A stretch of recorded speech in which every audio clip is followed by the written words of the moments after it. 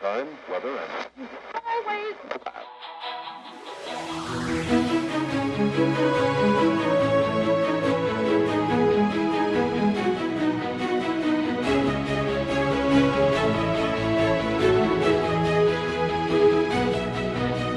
신장식의 뉴스 하이킥. 2024년 1월 1일 월요일 저녁입니다. 새해 첫날인 오늘 하루도 정말 수고 많으셨습니다. 거침없는 시사 신장식의 뉴스 하이킥 신장식입니다.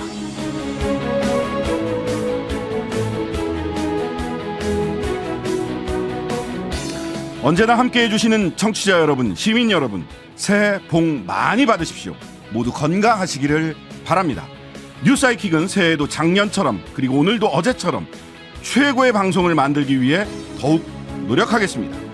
오늘은 특집 방송으로 준비했습니다. 2024년은 세계적으로 선거가 많은 슈퍼 선거의 해입니다. 대한민국과 세계는 어디로 갈지 김준형, 김윤철 두 분의 정치학자와 대담 나눠보겠습니다. 3부에서는요. 인생 성취의 8알은 운이라고 말하는 의사이자 경제학자 김현철 홍콩 과기대 교수를 모셔서 대한민국에 필요한 경제 정책은 무엇일지 모색해 보겠습니다. 4부에서는요. 과연 돈이란 무엇인가를 화두로 돈을 향한 인간의 욕망과 갈등을 날카롭게 파헤친 소설 황금종이의 작가 조정래 선생 모시겠습니다. 신장식의 뉴스 하이킥 잠시 광고 듣고 시작합니다.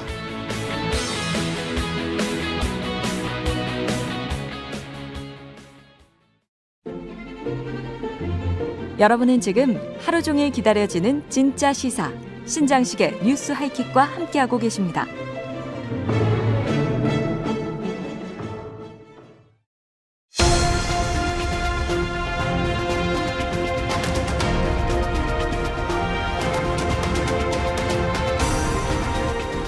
정부의 존재 이유는 오로지 국민입니다.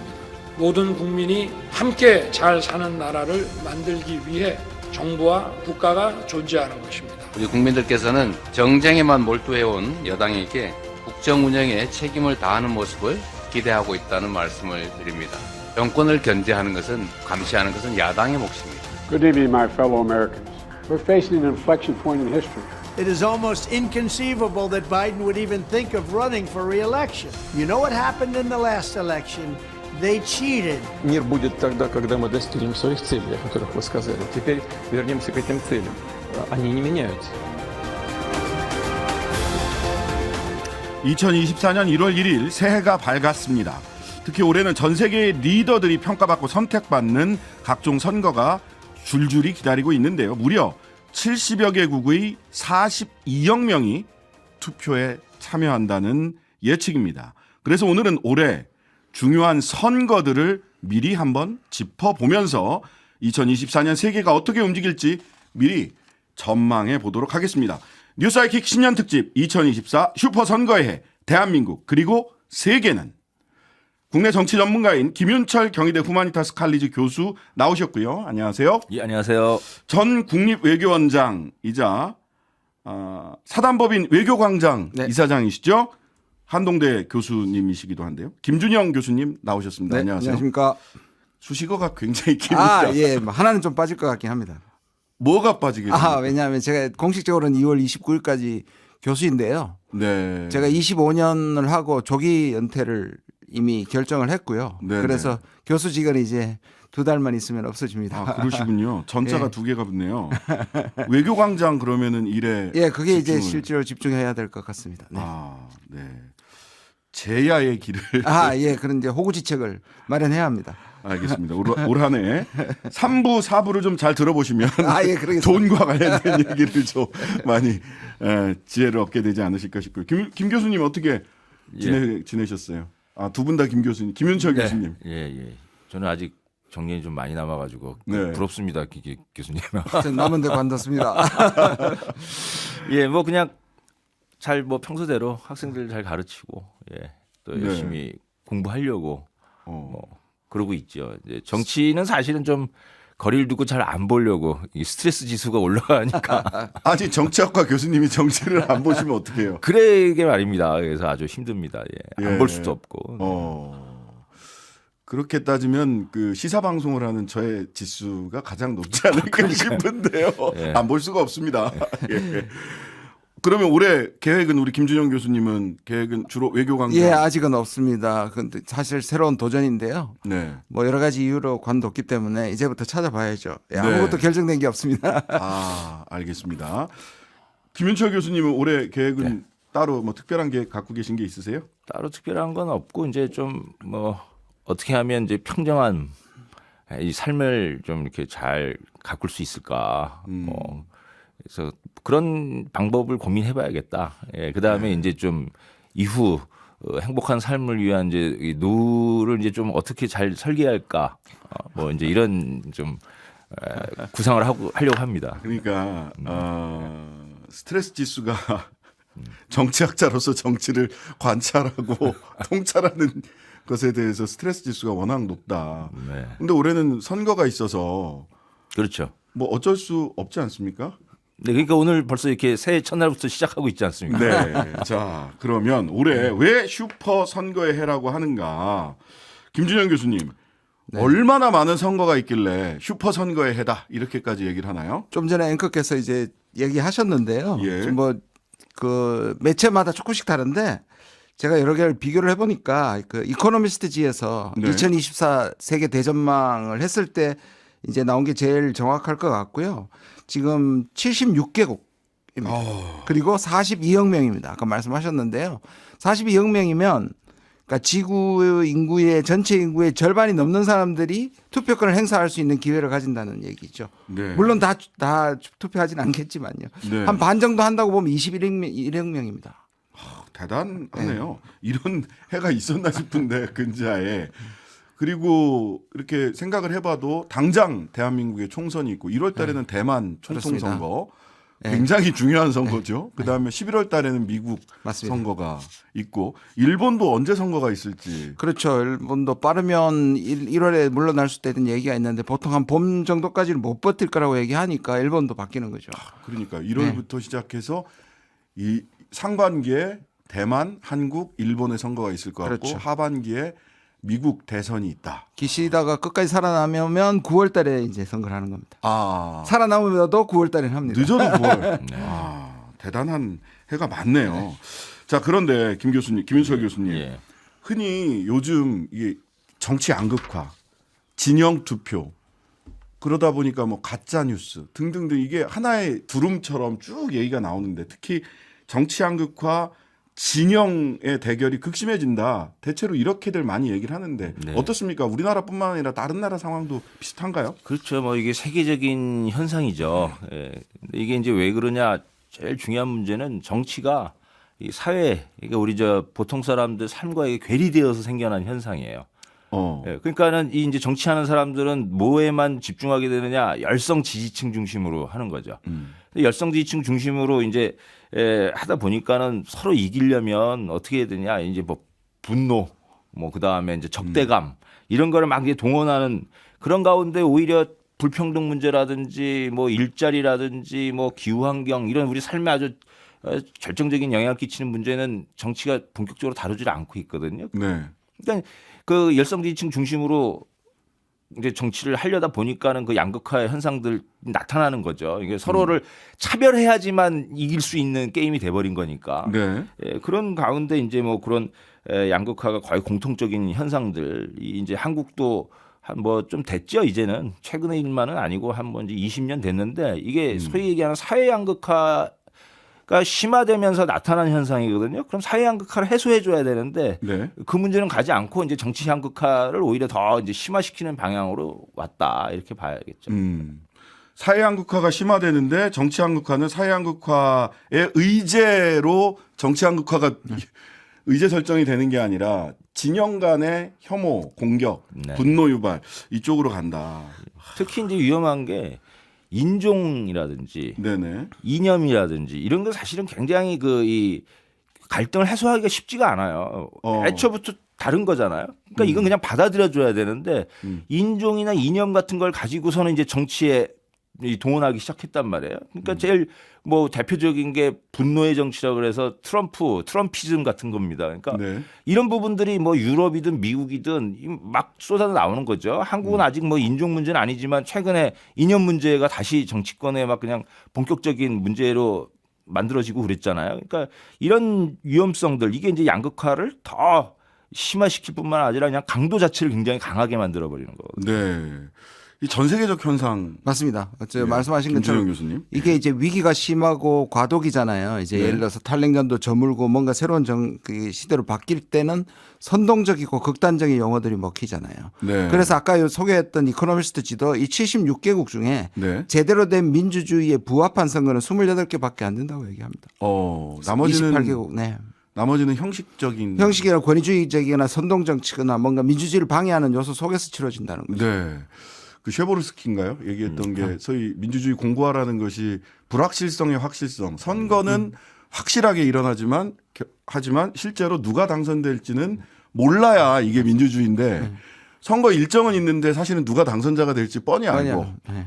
또는 선거 일정 자체가 뒤로 미뤄져 버리는 경우도 있고. 그러니까 이게 뭐 한 두 가지 측면이 있어요. 그러니까 하나는 선거 과정 자체가 정말 공정한지 아닌지 문제도 있고 네. 또 다른 하나는 선거를 치러도 뭐 바뀌는 게 없다는 거야 정치가. 그러니까 여기 이코노미스트가 얘기했다 그러지만 이 영국에서 먼저 무슨 용어가 있냐면 포스트 민주주의라는 게 있거든요. 포스트 민주주의. 선거라는 민주적 제도는 유지가 돼요. 네. 선거도 치러지고. 네. 근데 선거가 치러진 것의 결과가 기껏해야 이제 엘리트는 교체되는데 통치 세력은 정권은 교체되는데 교체돼도 나타나는 그 정치의 결과가 전혀 민생의 개선이라든지 이런 부분도 이어지지 않는다라는 거예요. 그러니까 이런 이제 선거 자체의 어떤 기능 부전이라고나 해야 할까? 뭐 이런 현상들이 굉장히 공통적인데 기능 부전. 이번에 이코노미스트가 지적한 뭐 러시아나 북한이나 아프가니스탄 이런 나라들은 선거 과정 자체가 제대로 치러지는 건지 이게 굉장히 의문스럽다 이런 거죠. 네. 자, 이런 가운데서 어쨌든 간에 슈퍼 선거회는 밝았습니다. 극단적인 진영 정치 그리고 포스트 민주주의 이게 탈민주주의입니까 아니면 후기 민주주의입니까 뭐라고 해서 탈이라고 그래. 해야겠죠. 탈. 예. 선거는 치러지나 그 결과가 엘리트 교체 이상의 사회적인 어떤 변화를 끌어내지 못하는 이러한 상황 참 어디서부터 손을 대야 될지 모르겠는데요. 어쨌든 이런 상황에서 전 세계의 선거가 치러집니다. 하나하나 좀 짚어보겠습니다. 먼저 1월 달 대만 총통 선거. 이거 굉장히 중요하죠. 예, 또 문을 열기도 하고요. 네. 바로 이제 이번 달에 벌어지는 건데요. 지금 이렇게 3파전입니다. 뭐 민진당, 국민당, 민중당 좀 이름도 좀 비슷비슷한데요. 네. 그 민진당은 알다시피 지금 정권이고 대만 독립을 지향해서 네. 사실 미중 대결 사이에서 꽤 시끄러웠던. 그래서 이 정부가 가게 되면 지금의 이제 미중 대결의 핫플레이스가 여전히 되는 것이고요. 네. 그게 이제 국민당의 허우유이라는 분은 대중관계를 중시하고 친중 정부입니다. 네. 그다음에 이제 커원저라고 중도파가 있습니다. 민중당인데요. 근데 지금까지는 사실 국민당이 3위였습니다. 네. 그래서 이 갈라지면 민진당이 계속 집권하느냐가 아니냐는 게 우세했는데 그러니까 현재 미국과 대만 관계가 계속 유지될 가능성. 유지되고 그렇죠. 예. 그런데 그게 이제 야권 통합 그러니까 후보 등록을 해야 되지 않습니까? 그게 지난달 11월 24일입니다. 네. 근데 그때 단일화가 안 이루어졌어요. 예. 그래서 그런데 그 결과가 오히려 3위를 달리던 허우유이가 급속하게 부상하고 있습니다.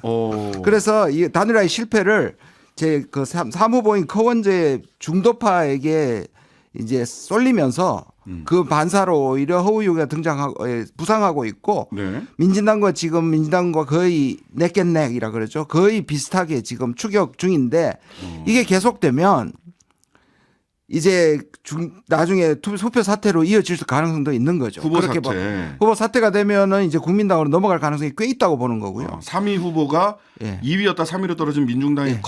커원저. 예, 커원저입니다. 커원저 후보가 사퇴할 가능성. 가능성도 있는데요. 그런데 여기서 우리는 외교적으로 봐서 대외 환경 두 가지를 좀 집중해야 됩니다. 지금 네. 하고 있는 게 중국은 계속 겁을 줍니다. 무력 시위라고 했습니다. 아. 이 무력 시위가 민진당을 강화시킬 수도 있지만 반대로 좀 조용히 살고 싶다. 지금 우리에게 코가 석자다. 경제 문제, 청년들, 주택난 세계가 다 그렇지 않습니까? 그러니까 네네.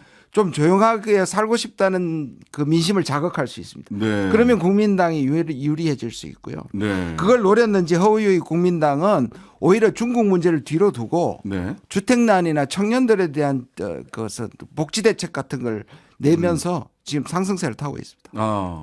어차피 가만히 있어도 그거는 본인들이 한테 이득이 돌아올 수 있다라고 생각을 하니까 앞세우지 않는군요. 요거 좀 잘 봐야 되겠네요. 네.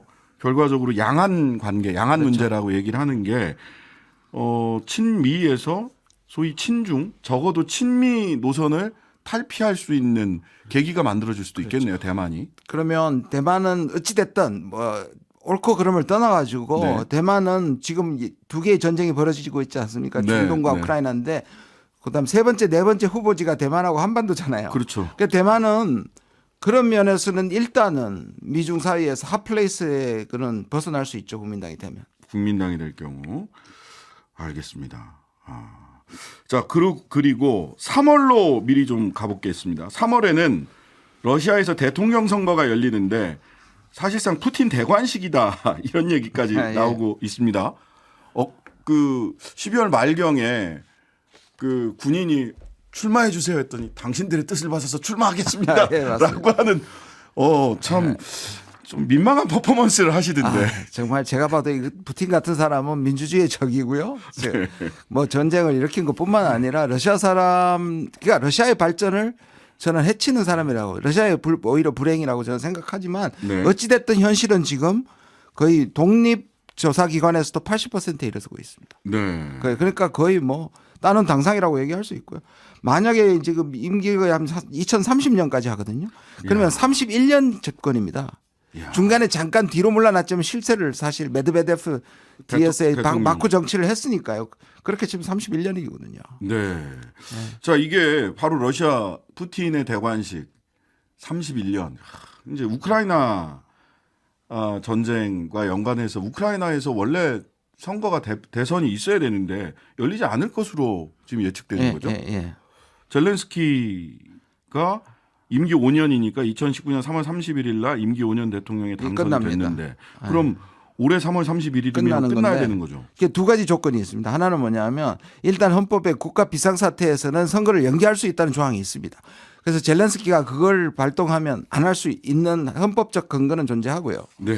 그다음에 다음 이 임기가 다음 대통령이 선서할 때까지 지속된다는 규정이 있습니다. 재밌네. 그러니까 다음이 안 뽑히면 계속 가는 겁니다. 합법적으로. 네, 합법적으로. 이래도 되나?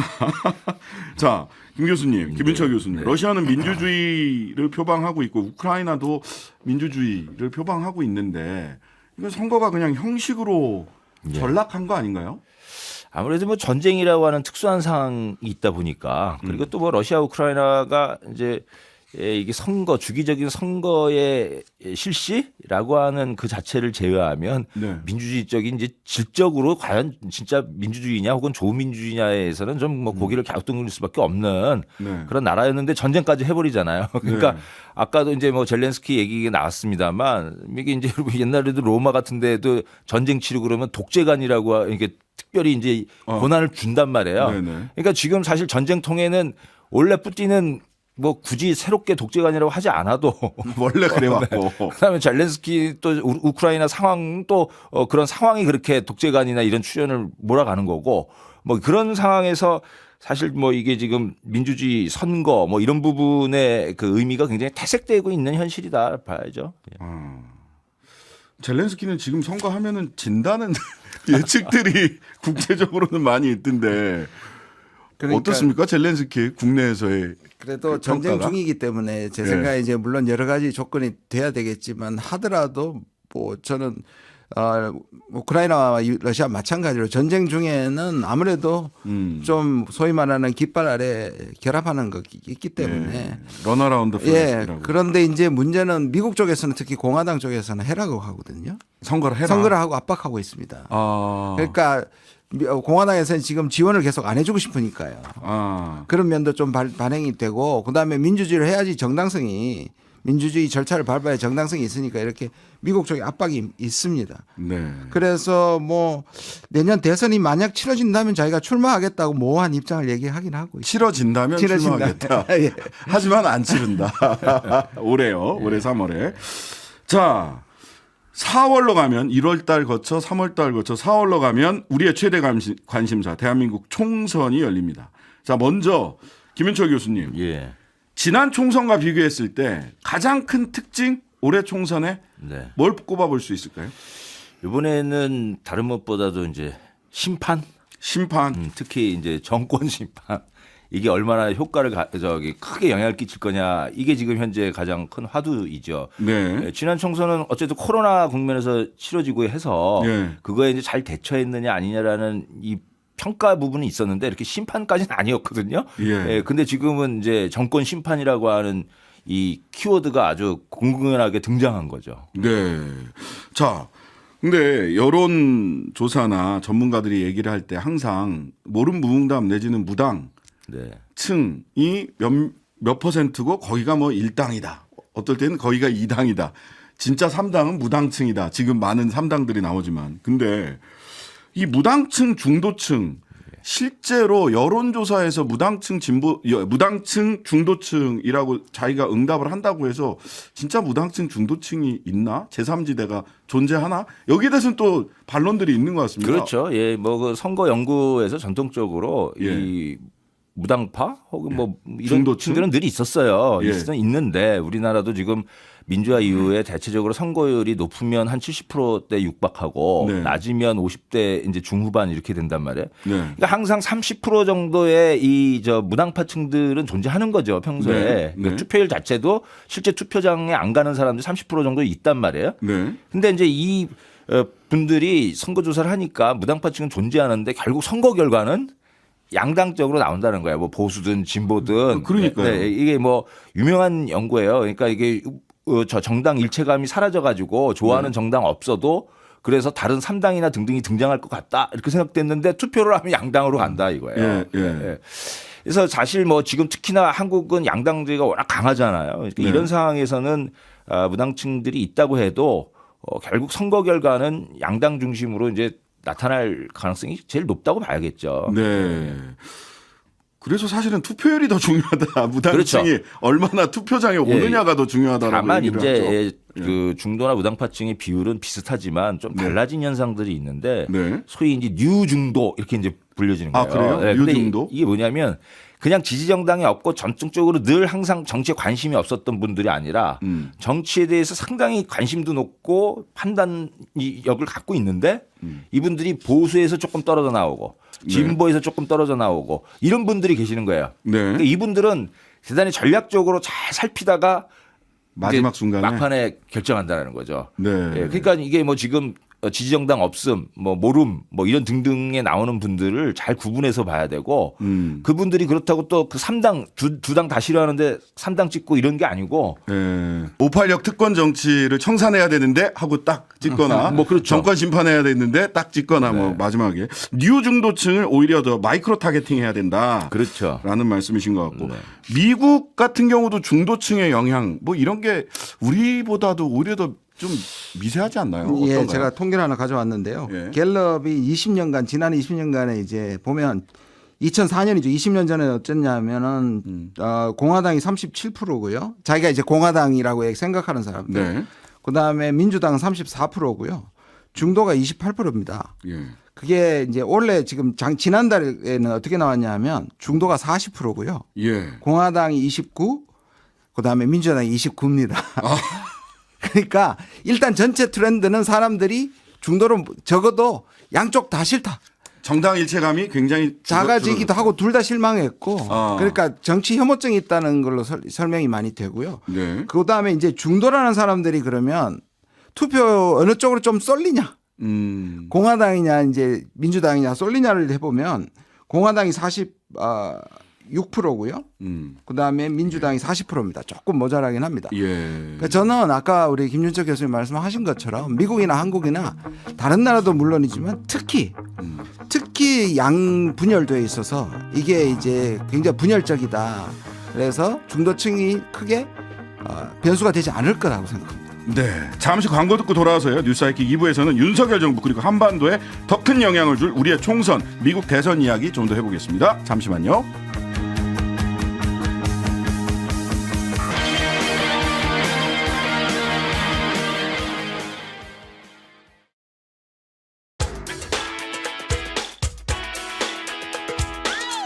MBC가 낳은 시사의 고수 신장식이 선보이는 뉴스 신세계.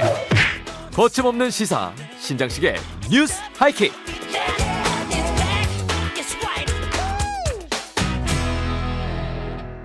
뉴스하이킥 신년특집 2024 슈퍼선거의 해 대한민국 그리고 세계는 함께하고 계십니다. 세계는 그리고 우리는 말고 대한민국 그리고 세계는입니다. 지금 스튜디오에는 김윤철 경희대 후마니타스 칼리지 교수 그리고 김준형 사단법인 외교광장 이사장 두 분 나와 계시고요. 2024년 주목해야 할 국내 선거들을 쭉 짚어보고 있습니다. 네, 앞서서 무당층이 이 한국 정치에서는 그나마 스윙보터 또는 그 선거에서의 주요한 기준이 뭐냐에 따라서 지지 정당을 조금 달리하는 뉴 중도층이 있는 것은 사실이다. 뉴 무당층. 요 부분을 좀 봐야 될 거다라고 하는 것이 이제 김윤철 교수님의 한국 선거에서의 이번 총선에 대해서 무당층의 영향, 무당층 어떻게 봐야 되느냐에 대한 말씀 주셨고요. 미국 선거에서는 김준영 교수님께서 무당층이 굉장히 많이 늘었다. 과거에 비해서. 이들이 그러다 보니까 오히려 선거에 영향을 이게 거의 더 절반 나눠가기 때문에 마지막에 투표할 때는 민주당과 공화당으로 결과적으로는 자기 진영 그렇죠. 단단히 하기가 미국 선거에서도 굉장히 극심해질 것으로 보인다라는 말씀. 제가 여러 번 썼어요. 아, 그래요? 3당 하신다는 분들한테. 그래서 딴 거 아니다. 3당이 성공하려면 예. 정말 그 리더십 잘 갖춰져 있어야 되고 네네. 자기의 독자적인 지지 기반이 있어야 되는 거예요. 그러니까 한국에서 조금 성공에 가까웠던 게 예전에 저기 국민의당 같은 거죠. 안철수 씨가 했던 네네. 호남 지역을 중심으로 한. 네. 근데 그것도 결국 문 닫잖아요. 그거 네. 하잖아요. 그래서 3당이라고 하는 그냥 무당파 뭐 중도층이 좀 늘었다? 그거 가지고 만약에 장사한다? 아유, 그거는 뭐. 그러면 안 된다. 미국은 한국보다 양당제가 훨씬 더 강하게 훨씬 더 고착돼 있죠. 우리 정치 문화나 정치 구조가 또는 이념도가 유럽을 닮아서 좀 다당제가 되고 이슈별로 좀 연대할 수 있는 완충적 메커니즘이 되는 게 좋은데 아주 안 좋은 미국을 닮았어요. 그러니까 미국은 그래서 특히 저는 최근에 우리도 그렇게 우리 이쪽에 정부도 그런 걸 쓴다고 보는데 트럼프의 전략을 쓴다고 봅니다. 트럼프는 평균 4년 지지율을 평균이 35%입니다. 네. 유사하죠? 그러니까 35%인데 이 35%를 늘리고자 하는 생각이 없습니다. 한 번도 없습니다. 필요 없습니다 하고 생각합니다. 이 35%만 만족시켜서 이 사람들만 다 거의 투표장에 끌어내면 아무리 저쪽에서 단결해도 못 이긴다는 것이 사람들 생각이고 사실 그게 맞았기 때문에 당선이 됐고요. 네. 이번 선거도 그렇게 될 가능성이 꽤 있습니다. 한국도 그러려나요? 한국도 이미 그렇게 되고 있는 거죠. 그러니까 뭐 이 경제 질서도 그렇지만 지금 그 교수님께서 말씀해 주신 것처럼 미국을 그냥 많이 닮았어요. 사회경제 구조뿐만 아니라 정치 구조, 행태, 전략. 그러니까는 한국에서 선거 전문가라고 하는 사람들이 막 트럼피즘 공부하고 그러잖아요. 이게 어쨌든 그냥 승패가 물론 중요합니다. 선거는. 그런데 우리나라 사람들은 좀 다르다고 생각. 우리 국민들은 좀 다른 판단을 할 거라고 기대합니다. 다른 판단을 할. 아까 뉴 무당파층이 있다고 또 김은철 그러니까 교수님도 얘기를 하셨어요. 이걸 뭐 소위 옛날식으로 얘기하면 민도 뭐 이런 거 있잖아요. 예, 이 부분은 한국 국민들 유권자 시민들이 예. 간지가 있어요. 그러니까 간지. 그러니까 이게 막 아주 포퓰리즘 논란이 많지만 네네. 유럽이나 미국과 달리 포퓰리즘적인 동원에 쉽게 이렇게 막 넘어가고 그러는 사람들이 아니에요. 전반적으로. 네. 그렇군요. 네. 그게 한국이 견디고 있는 이유겠죠.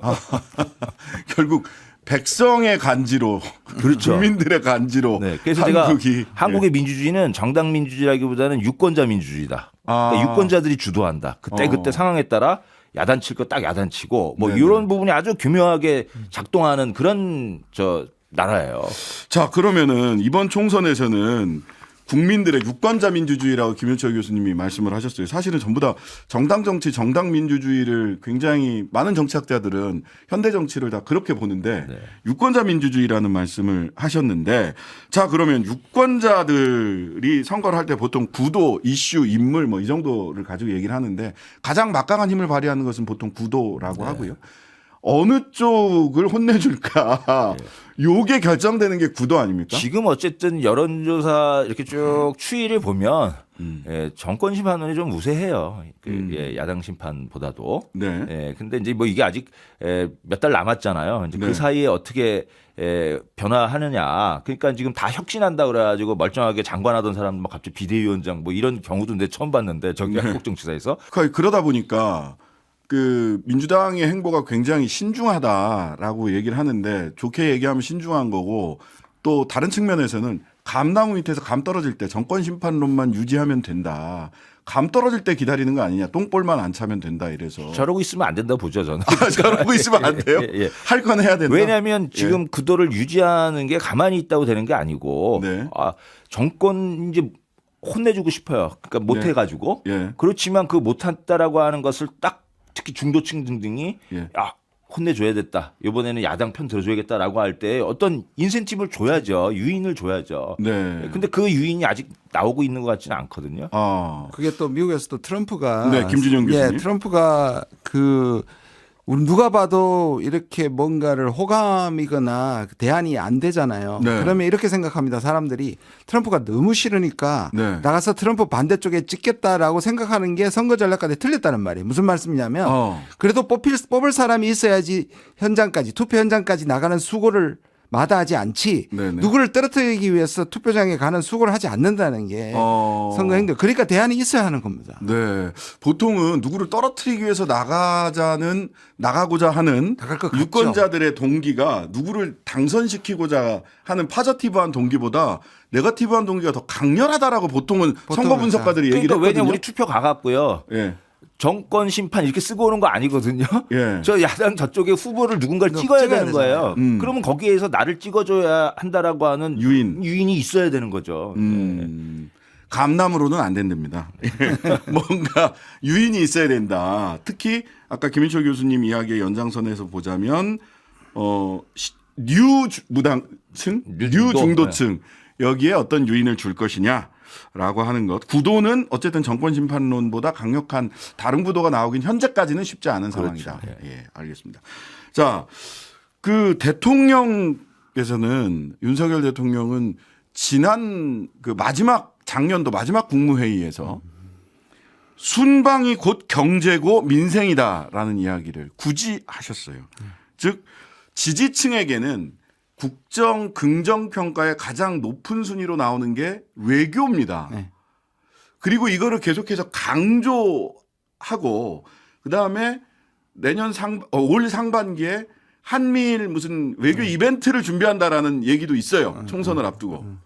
이게 강점으로 작용할 수 있을까요? 제가 보기엔 확실히 의식하시는 것 같아요. 네. 순방 너무 많이 갔다는 것도 비판도 의식하고 제대로 뭐 가져온 게 없다는 걸 의식하시는 것 같아요. 그게 어느 때부터 좀 눈에 띄었냐면 되게 쾌활하게 가시다가 기분 좋게 가고 거의 즐기다시피 하는 많은 순방 중에 최근에 네덜란드는 굉장히 침울했습니다. 표정부터 전반적으로. 그리고 말이 많아졌어요. 이게 얼마나 중요한 건지를. 그러니까 말이 많아지니까 실제 성과하고 비교도 많이 되니까 아마 이걸 다시 강조한 것 같거든요. 근데 대체로 보면은 이 총선에는 외교 정책 문제가 별로 영향을 안 끼칩니다. 대부분. 그렇잖아요. 대선도 사실 한국에서 어느 나라는 제일 중요한 경제거든요. 미국도 그렇고. 근데 왜 그러면 외교 정책이 이렇게 제가 전국에 강의를 다녀봐도 외교에 대한 관심이 확실히 많아졌습니다. 왜 그럴까요? 걱정이 돼서 그래요. 걱정이 돼서. 그러니까 외교가 리스크가 되고 있는 거예요. 실제로 선거에서 보면 박근혜 정부 때까지 그랬습니다. 뭐냐 하면 순방을 갔다 오면 최소 3% 올랐어요. 또는 5% 최대치 3에서 5%라고 그러거든요. 평균적으로. 그런데 떨어지거나 정지해 있어요. 윤석열 정권. 그러니까 이게 리스크고 사람들이 이제 뭐와 연결시키느냐 하면 외교를 저렇게 해서 경제까지 나빠진다. 특히 중국과의 관계. 그리고 안보까지 어려워진다. 대북. 한반도 리스크가 높아진다고 생각하니까 총선에도 외교 정책에 이 문제가 리스크로 떠오르니까 지금 대통령께서 저렇게까지 이제 얘기를 하는 거죠. 예. 강조하면 강조할수록 그것이 어떤 위기감의 아킬레스건인 반영일 수 걸 있다. 아는 거죠. 네. 그렇다. 자, 한미일 강화, 한미일 동맹, 한미일 굉장히 많이 들었는데 지금 그런데 그 소위 윤석열의 친구들 기시다와 바이든 네. 이 두 사람이 다 내년 선거에서 살아 돌아올 수 있을까? 예. 특히 기시다에 대한 걱정이 더 네, 많은 것 같아요. 지금 10% 되거든요. 16%, 17% 정도 나오니까 네.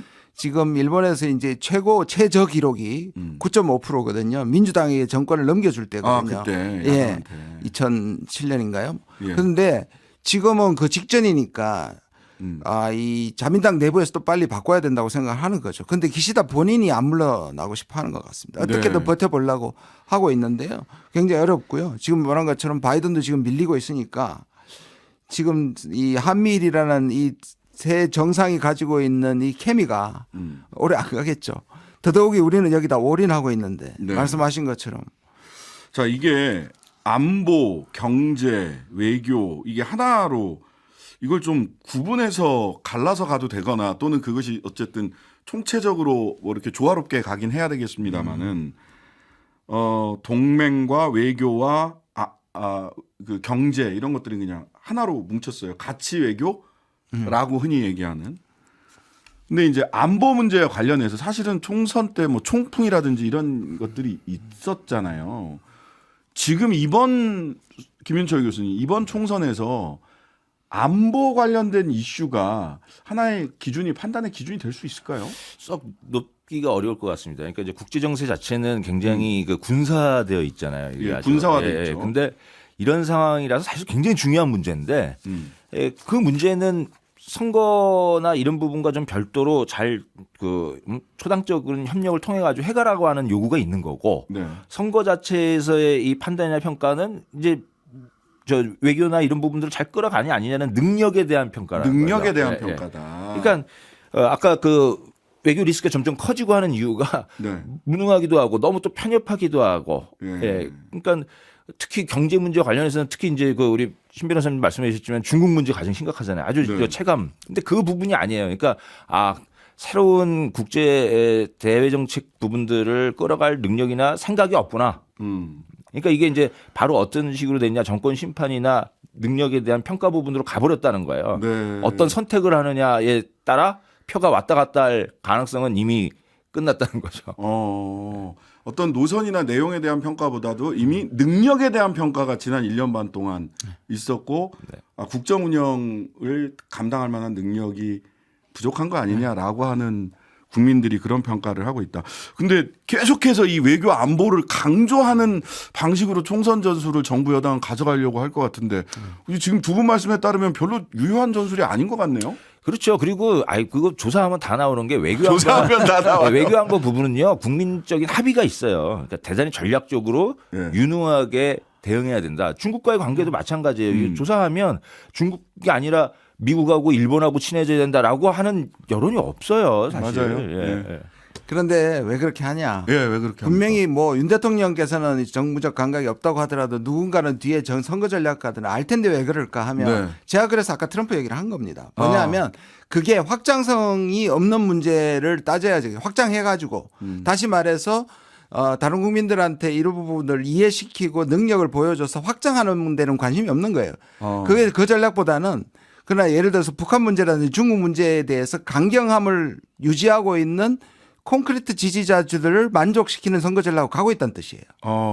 아니 그런데 이게 그러다 보니까 사실은 경제 소위 중도 내지는 무당파층 네. 내지라고 하는 또 경제적인 것을 경제인들이라든지 심지어는 재벌들까지도 불안감을 느끼지 않나요? 그렇죠. 그런데 그거 지금 얘기하는 것처럼 심지어 이제 그 트럼피즘 중에 하나가 뭐냐면 중도층이 있더라도 중도층한테는 정치적 냉소주의를 심어줘서 투표장에 못 나오게 한다는 전략이 있습니다.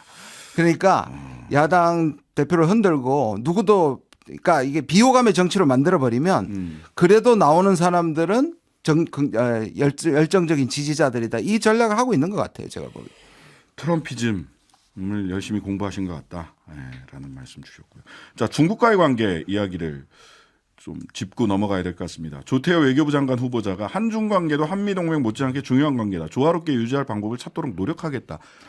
노선의 변화를 암시한 겁니까? 어떻게 처음 됩니까? 나오니까요. 이 의미가 있죠. 근데 이게 지금 왜 이제 알았냐는 얘기를 하고 싶고요. 예. 만약에 지금 중국을 중요시한다는 게 두 가지 장애물이 있습니다. 예. 저는 그 방향 자체를 그래도 그렇게나마 인식했다는 것은 굉장히 중요하고요. 네. 그다음에 최근에 동아일보나 조선일보 같은 데서 한미에만 편중된 외교에 대해서 한마디씩 하기 시작했어요. 그러면 걱정한다는 뜻인데 네. 그럼 이걸 풀 수 있느냐의 문제인데 첫 번째 예. 외교 전문가인 조태호 장관 후보는 그렇게 얘기할 수 있는데 네. 용산이 그걸 받아들일 수 있느냐의 문제입니다. 네. 저는 한미일에서 모든 걸 걸고 있는 거기서 변화를 시사하는 움직임을 하나도 본 적이 없기 때문에 네. 일단 우리나라 외교 진영에서 용산의 장애물을 넘을 수 있느냐가 첫 번째고요. 네. 그다음에 두 번째는 그러면 중국이 그럼 우리가 문을 열면 중국이 그냥 오느냐. 지금까지 중국을 화나게 하고 중국의 대만 문제라 이런 것들을 계속 자극했던 것들. 네. 그다음에 한중 관계는 거의 작동을 안 했거든요. 네. 가끔 장관 만나는 정도 정상도 네. 30분 만났잖아요. 네. 그러니까 각급 채널에서 협상 채널이 다 끊어져 있어요. 네. 그러면 지금 만약 우리가 열면 중국이 다시 숙이고 들어온다고 생각하는 게 착각이고요. 그럼 우리가 문을 열면 중국하고 할 수 있는 구체적인 노력들을 준비하고 있느냐 이것도 안 보여요. 그러니까 한국의 문턱과 중국의 문턱이 다 있는 거예요 지금. 알겠습니다. 이거는 뭐 처음이라 의미는 있는 이야기일 수 있으나 용산의 태도와 노선을 바꾸기는 어려워 보인다. 여러 가지 조건을 봤을 때. 자, 미국 선거 넘어가기 전에 한국 선거에서 여전히 그 새해가 들어서도 결론을 못 내고 있는 선거제도, 특히 이게 선거제도 전체도 아니고 지역구 선거는 그대로 가고 47석 비례대표를 어떻게 배분할 거냐를 놓고 이게 그 뭐 굉장히 큰 문제라면 큰 문제일 수 있는데 논란이 많이 되고 있습니다. 근데 선거제도에 따라서 선거 결과가 엄청나게 달라질 것이다라고 얘기하는 논자들이 있습니다. 어떻게 보세요, 김윤철 교수님? 아니 뭐 전향적으로 예를 들어 의원 정수를 확 늘리고 비례대표 의석을 뭐 그래도 한 3분의 1, 뭐 100석 정도는 하면 선거제도가 선거제도가 결과에 미친 영향이 커지겠죠. 네. 근데 지금 상황에서는 그 제도의 영향력 정도가 굉장히 크지가 않아요. 그리고 네, 이제 병립형이든 뭐 연동형이든 준연동형이든 사실은. 그리고 이제 목적 자체가 지금 준연동형 하면 위성정당, 그거 위성정당 금지법 안 만들고 있잖아요. 그 다음에 병립형으로 가자. 이 목적 둘 다 뭐냐면 신당 출연을 막으려고 그러는 거란 말이에요. 네. 그러니까 저기 국민의힘도 그렇고 더불어민주당도 그렇고. 그러니까 선거제도를 어떤 식으로 바꾼다고 해도 신당에게 유리하지 않은 방향으로 결정된 가능성이 높죠. 네. 예, 뭐 사실 그 준연동형도 굉장히 변형적인 그 선거제도인데 그 정치학자도 잘 아는 사람 똑바로 없어요. 그거 어떻게 선거제도 그렇게 만들었는지 모르겠는데. 여튼. 그러니까 그래서 선거제도 자체가 영향 크게 미치기는 어렵다.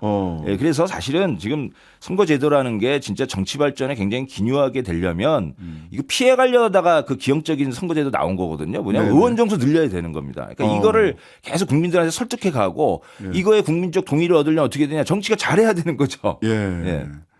이게 의원이나 이게 비례성을 높이고 이게 사실은 득표율과 의석수의 비례성 때문에 이제 선거제도가 문제인 건데 그걸 높여주면 우리가 잘할 거다라는 믿음을 먼저 주는 게 중요한 거죠. 저렇게 밀실에 앉아가지고 자기들끼리 선거 유불리 따져가면서 만드는 선거제도 관심을 가질 리가 없죠, 국민들이. 제도가 뭐 47석 하는 어떻게 배분할 거냐 이 정도 가지고는 뭐 결과에 큰 영향을 끼치기는 어렵다라는 말씀. 잘해야 된다. 결과적으로. 자, 그럼 마지막으로 미국 선거 한번 가보겠습니다. 바이든, 트럼프 재대결 가능성이 아직은 제일 높은 거죠? 네, 그렇습니다. 네. 이 판세들은 트럼프가 재선된다라는 예측들이 많은데 어떻게 보세요? 이제 수많은 여론조사가 있잖아요. 예. 거기에서 이제 너무 잘 아시겠지만 공통적으로 큰 차이는 나지 않지만 거의 95% 이상이 트럼프의 우세로 나옵니다. 한 3%에서 5% 차이로 계속 일관되게 나온다는 게 굉장히 중요하고요. 그렇게 보면 재선할 가능성이 높다는 거죠. 근데 현직 대통령의 프리미엄이라는 것이 분명히 존재하는데 네. 바이든은 그것을 충분하게 살리지 못하고 있는 거고요. 예. 사실 중간 선거 때는 생각보다는 선전했거든요. 네. 왜냐하면 상원을 지켰고 그랬습니다. 하원도 사실 생각보다는 덜 잃었단 말이에요. 그건 이제 그때 경제가 좋았는데 그게 지금은 물가 문제가 됐고 물가도 좀 잡히는 기미가 있긴 하지만 여전히 이제 불안 요소기 때문에 미국에서는 경제거든요. 네. 그런데 그 마찬가지로 또 이 바이든이 가지고 있는 그 나이 네, 네. 그러니까 둘 다 싫다. 아까 말하는 비호감의 대결이라 누가 더 싫냐라는 이제 그런 선거가 되기 쉽다는 거. 사실 지난번 선거도 그랬었거든요. 네. 근데 이는 그 더 심해질 것이다. 예. 이건 뭐 지나가는 미풍일지 아니면 실제로 돌풍으로 발전할지 모르겠습니다만은 니키 헤일리 전 유엔 대사가 트럼프 경쟁자로 공화당 내에서 네. 뭐 오차 범위까지 일부 주에서는 올라갔다 뭐 이런 얘기도 나오는데 네. 뭐 어떻게 미풍일까요? 돌풍이 가능할까요? 저는 조금 더 지켜봐야 될 것 같은데요. 미풍이 저는 오히려 하나만 뽑아야 된다면 뭐 저는 완전히 전세를 바꾸긴 좀 힘들 거라고 생각하는데 잘 보셔야 됩니다. 니키 헤일리도 극우예요. 이분도 굉장히 이 보수주의고 난민에 대해서도 마찬가지고 여성의 권리에 조차에서도 낙태권에 조차에서도 거의 여자 트럼프라고 불려요. 근데 두 가지 점에서 트럼프의 부족함을 채워준다는 면이 있어요. 하나는 네. 예측 가능성이 조금 더 높다. 그다음에 여성이기 때문에 보이는 이미지가 트럼프보다는 덜 거구적으로 보인다. 네. 이거거든요. 그런데 문제는 우리 양궁이 세계 무대보다 한국 예선이 훨씬 더 힘들잖아요. 그렇죠. 똑같습니다. 공화당에서 과연 니키 헬리가 그걸 극복해내느냐. 이거 쉽지 않습니다. 왜냐하면 지금 설문조사는 전체를 돌리는 거거든요. 예, 그렇죠. 지금 공화당 장악력과 내부에 깔려있는 정서를 생각한다면 예선이 더 힘든 게 니키 헬리다. 네. 알겠습니다. 예선이 더 힘들다. 자, 그러면 아주 원초적인 질문을 해보겠습니다. 원초적인 질문. 대한민국의 국익, 외교, 한반도 정세를 놓고 봤을 때 이게 원초적이지만 제일 궁금해요. 바이든과 트럼프 중에서 누가 더 우리한테 유리합니까? 저는 뭐 김인철 교수님. 별 차이 없다 봅니다. 별 차이 없습니까? 네. 그리고 지금 미국은 문제가 뭐냐면 이 전 세계적으로 이게 이제 예전과 달라요. 그러니까 위상이나 리더십 자체가 약화되었어요. 네. 근데 그게 과연 트럼프냐 바이든이냐가 미국의 어떤 그 슈퍼 울트라 파워의 리더십을 뭐 이렇게 영향을 주겠느냐. 그렇지는 않은 것 같다. 그다음에 노선 자체도요. 이미 바이든은 트럼프 때의 정책을 그냥 할 수 없이 계승한 거다라고 얘기하지만 장벽 쌓고 뭐하고 하는 이런 난민이라든지 이런 등등의 문제에 커다랗게 차이가 없어요. 그리고 또 선거 이겨야 되고 지금 그 트럼프한테 갔던 백인 몰락한 중산층 노동자도 끌어들이고 있잖아요. 바이든이. 네. 그러니까 한국 기업들이 굉장한 거기다 러시아 기여를 우크라이나 했습니다. 전쟁 뭐 누가 했으면 뭐 트럼프가 했나요? 그러니까 특히 그 다음에 외교 대정책 노선 부분에 있어서는 공화당 민주당의 거리가 굉장히 좁혀져 왔다 이렇게 봐야죠. 그런데 또 이제 한반도 정세와 관련해서는 그 트럼프 같은 경우는 우크라이나 전쟁 나 몇 분 안에 대통령 되면 트럼프 후보 같은 경우 몇 분 안에 트럼프는 우크라이나 전쟁 끝낼 수 있다. 네. 러시아랑 친하니까. 그래서 우리 진보 진영 일부에서는 대북 정책에서 다시 2018년에 기회로 살릴 수 있으니까 노딜 그다음에 노딜 했던 거 김정은과의 노딜도 다시 딜이 일어나는 거 아니냐 그냥 이런 그 거죠. 얘기를 하고 캠프 데이비드 한미일로 가는 거 깰 수 있는 것은 미국이고 그러면 트럼프는 그거 깨겠다고 얘기를 하고. 네. 그럼 그렇게 보면 이제 나았다고 생각하지만 네. 실제로는 그 외에는 또 다 잊어버리셨나 봐요. 한국을 압박해가지고 부담금 군사 분담금 5배로 올리려고 했죠. 무기 그랬죠. 팔아먹었죠. 우리를 계속 그냥 팔을 비틀어댔단 말이에요. 미국이 가지고 있는 영향력을 가지고. 그렇게 보면 이 양가가 다 있는 거고요. 말씀하신 것처럼 결국 우리예요.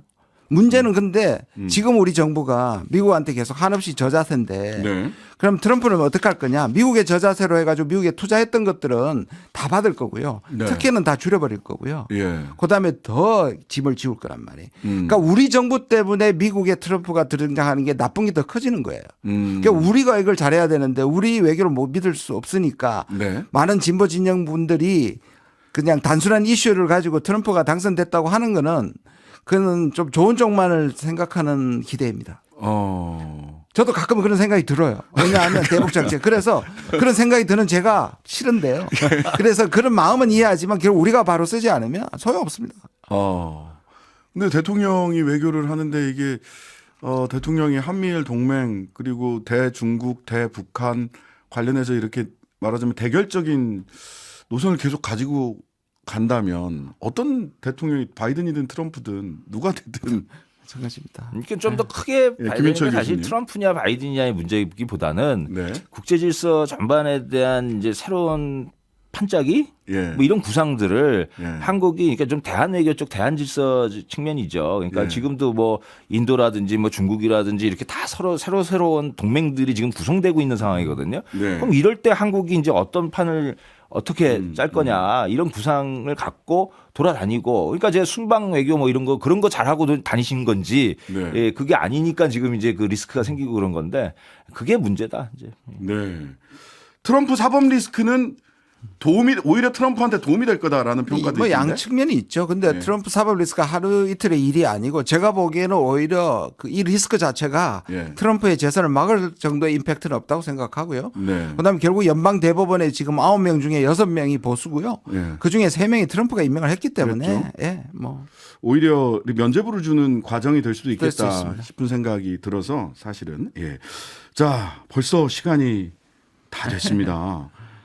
자, 올해 총선 관련해서요. 두 분 교수님, 각각 우리 시민들, 우리 유권자들이 어떤 점을 이번에 좀 생각을 하면서 어쨌든 대한민국 총선이 아무리 세계에 무슨 많은 선거가 있다고 하더라도 대한민국 총선이 우리 국민들한테 가장 중요하니까 우리 유권자들에게 한 말씀 해 주시죠. 예, 뭐 유권자 김현철 민주주의란 교수님. 유권자 민주주의란 말씀 드렸지만은 예, 그러니까 어떤 당이 이기냐 아니냐 이 승패 자체보다는 어떤 구도와 힘의 그 이 관계 이게 좀 만들어지는 게 시민들에게 가장 유리하냐. 그러니까 정치 세력들이 시민을 무서워하게 만들어야 돼요. 예, 이 당이든 저 당이든 이 민심을 무섭게 만드는 그 방법, 그 선택이 무엇인지 이 부분을 우리가 같이 고민했으면 좋겠다. 그런 선택을 하자 이런 말씀 드리고 싶어요. 네, 유권자 민주주의를 강조해 주셨고요. 김준영 교수님. 저는 선동의 정치, 극우의 정치가 포퓰리즘이 세지는데도 불구하고 저는 우리 국민들을 시민들을 믿는 것이요. 이런 분단 상황, 이런 최악의 상황에서도 민주화를 이 정도로 이끌어낸 저력이 있거든요. 네. 네. MBC 뉴스하이킥 신년 특집 2024 슈퍼 선거의 해 대한민국 그리고 세계는 오늘은 여기까지 말씀 듣도록 하겠습니다. 지금까지 김윤철 경희대 후마니타스 칼리지 교수, 김준형 사단법인 외교광장 이사장님과 함께했습니다. 두 분 오늘 감사합니다. 감사합니다. 새해 복 많이 받으십시오. 네, 감사합니다.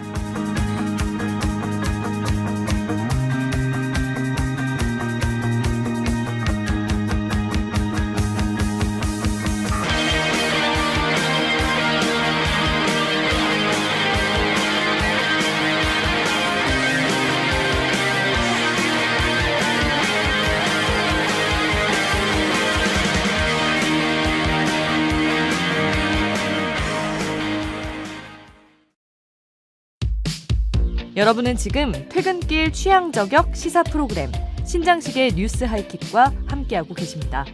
의견 주실 분들은 문자메시지 샵 8001번이나 무료인 스마트 라디오 미니로 보내주세요. 유튜브 MBC 라디오 시사 채널에서도 함께하실 수 있으니 댓글로 많은 참여 부탁드립니다. 그럼 끝까지 뉴스 하이킥과 함께해주세요.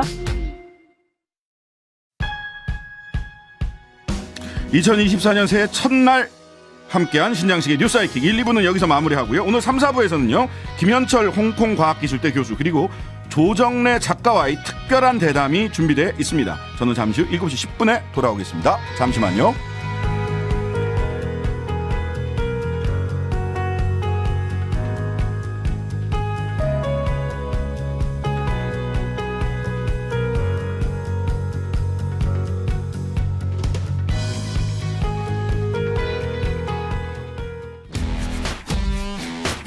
MBC가 낳은 시사의 고수 신장식이 선보이는 뉴스 신세계 거침없는 시사 신장식의 뉴스 하이킥.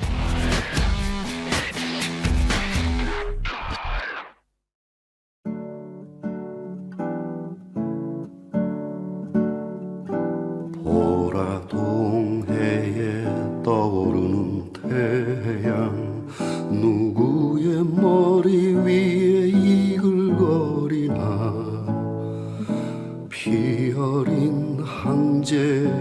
세월 속에 고귀한 순결함을 얻은 우리 위에 보라 동해에 떠오르는 태양 누구의 앞길에서 환히 비치나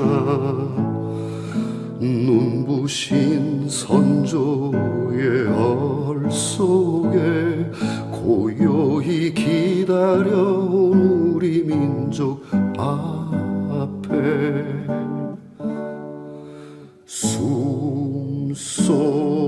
숨소리 점점 커져 맥박이 힘차게 뛴다 이 땅에 순결하게 얽힌 결에요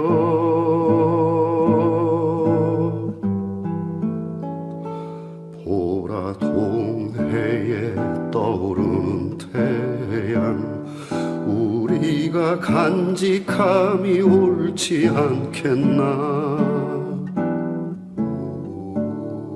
나의 조국은 허공에 맴도는 아우성만 가득한 이 척박한 땅 내 아버지가 태어난 이곳만은 아니다 북녘 땅 시린 바람의 장승으로 굳어버린 거대한 바위덩어리 내 어머니가 태어난 땅 나의 조국은 그곳만도 아니다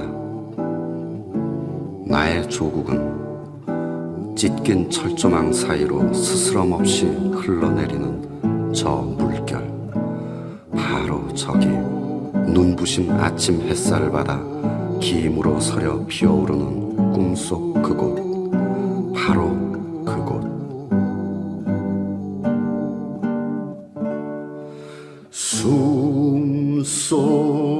숨소리 점점 커져 맥박이 힘차게 뛴다 이 땅에 순결하게 얽힌 결에요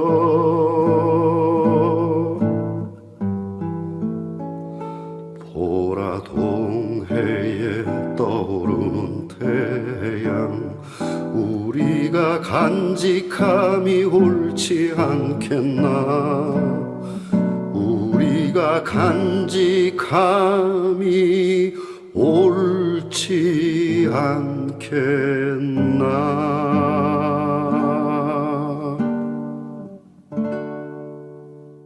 신장식의 새해 첫 마음이었습니다.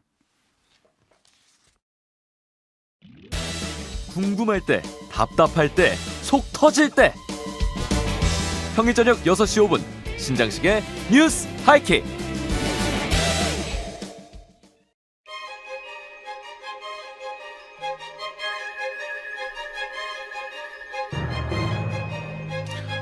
갑진년 용띠해 새해가 밝았습니다. 새해를 시작하면서요 한 해 운세를 점쳐준 분들도 계실 텐데요. 우리의 인생은 운일까 능력일까? 인생의 성취에서 가장 중요한 요인은 운이다. 그것도 80%가 운이라고 말하는 의사 출신 경제학자가 있습니다. 김현철 홍콩과학기술대 경제정책학과 교수님 모셨습니다. 안녕하세요. 네, 안녕하세요. 네. 책 너무 재밌게 잘 읽었습니다. 감사합니다. 책 제목이 네, 경제학이 필요한 순간입니다. 예, 경제학이 필요한 순간. 네. 자, 그 순간이 어떤 순간인지 한번 교수님과 한번 이야기를 나눠 볼 텐데요. 이런 질문 많이 들으실 거예요. 원래 의사셨잖아요. 지금도 의사입니다. 아, 그렇죠. 자격증이 있으니까. 네네. 예, 저도 지금도 변호사입니다. 자격증이 있으니까요. 그렇죠. 네. 일도 좀 하고 있기는 한데. 네네. 근데 의사를 그만두고 경제학 공부를 해야 되겠다. 네네. 뭐 많이 아는 분들은 아시겠지만 우리 청취자 여러분들은 처음 듣는 분도 계시니까 네. 왜 그런 결심을 하게 되신 거예요? 네, 제가 의과대학 졸업반일 때 만났던 환자분들이 저의 마음속에 큰 울림이 있었습니다. 네네. 특별히 기억 많이 나는 환자분이요. 굉장히 얼굴을 딱 보는 순간 저는 할머니인 줄 알았는데 네. 45세 여성이었는데요. 말기 암으로 저한테 오셨어요. 그런데 저한테 그런 현실에 대해서 부정하시면서 이거 선생님 이거 암 아니죠 이렇게 하는데 네네. 제가 너무너무 마음이 아팠습니다. 네. 근데 그 반면에 제가 이제 강남 세브란스 병원에 있었던 의사였는데요. 네네. 그 주변에서 오시는 분들은 또 이렇게 한결같이 또 일찍 오시더라고요. 그러니까 의료 불평등, 네네. 경제적 건강 문제, 건강 불평등. 네네. 이 건강 불평등은 의료 문제가 아니라 사실은 경제 문제이거든요.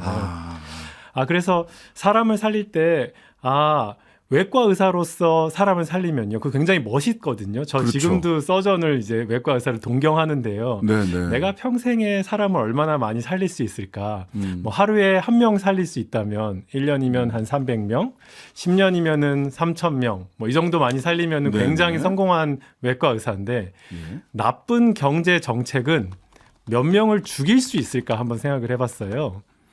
네. 혹시 중국에서 일어났던 이제 대기근 뭐 이런 게 다 인재이거든요. 그렇죠. 수백만 명씩 죽고 예. 나쁜 경제 정책은 사실 한 나라를 골로 보낼 수도 있는 볼로 보낸다. 네, 그럴 수 있는 정책이라서 역설적으로 좋은 경제 정책 만들 수 있으면은 네. 정말 많은 사람들을 살릴 수 있지 않을까 생각해서 시작했던 공부가 20년이 흘러버렸습니다. 그러셨군요. 갑자기 한환상 그 서울대 사회학과 전 교수님이 네. 본인도 의대를 가려고 했다가 소셜 닥터가 돼야 되겠다라고 해서 사회학과를 선택했다라고 하는 유명한 말씀을 하신 적이 있거든요. 그렇군요. 경제학 하셨어야 되는데. 사회학을 하셨어요. 소셜 닥터다, 사회학자가. 네네. 이렇게 얘기를 하셨는데, 네네. 자, 그렇다면, 소위 그 건강 불평등 문제를 보면서 경제학을 결심을 했다. 네네. 근데 조금, 아직은 확실히 와닿진 않아요. 경제학이 그러면 네네. 정말 네네. 사람들을 도울 수 있느냐, 네. 그런 건강 불평등을 겪고 있는 분들도 경제학이 해결의 대안을 가지고 있느냐라는 질문을 또 하실 것 같아요. 네. 그 현대 경제학 지난 20년간의 큰 흐름을 좀 말씀드리면 좋을 것 같아요. 네. 뭐 사실 다 많이들 아시다시피 데이터의 양과 질이 비약적으로 발전한 지난 20년이었습니다. 그렇죠. 예. 그리고 경제학적 연구 방법론이 지난 20년 동안 너무너무 많이 획기적으로 좋아졌습니다. 네. 그래서 예전에는 경제학 그러면은 뭐 주가 예측하고 부동산 가격 예측하고 뭐 이러는 것들로 이렇게 많이들 생각하시는데 그것보다는 보다 현실에서 우리가 당면한 문제들, 네. 뭐 각종 복지제도는 어떻게 설계되어야 되며 그러한 효과는 무엇인지부터 시작해서 어릴 때 태아의 건강, 그 다음에 뭐 영유아 교육의 효과는 어떤지, 엄마가 밖에서 일하는 게 좋은지 집에서 애를 보는 게 더 좋은 건지, 네. 아빠의 육아 참여는 어떤 건지, 친구는 어떤 친구를 만나면 좋은 건지, 예. 이런 우리 실생활에서 굉장히 누구나 할 수 있는 중요한 사소해 보이지만 굉장히 중요한 질문들에 대한 답을 내놓는 흐름으로 가세요. 요걸 이제 건강과 교육 문제, 건강 문제, 사회복지 문제 이런 것들을 다루는 네, 경제학을 응용 미시경제학 분야가 있습니다. 응용 미시경제학. 네. 예, 그렇군요. 하긴 원래 경제가 세상을 가지런히 하고 네. 가정을 이 가족 공동체를 돌볼 수 있는 학문이라고 했는데 너무 수학만 많이 하는, 뭔가 예측하고 이런 것만 하는 거라고 생각을 했는데 물론 예측도 필요하겠지만. 네네네. 지금은 굉장히 통계학에 가까워져 있습니다. 네네. 그렇군요. 네네. 응용 미시경제학. 네.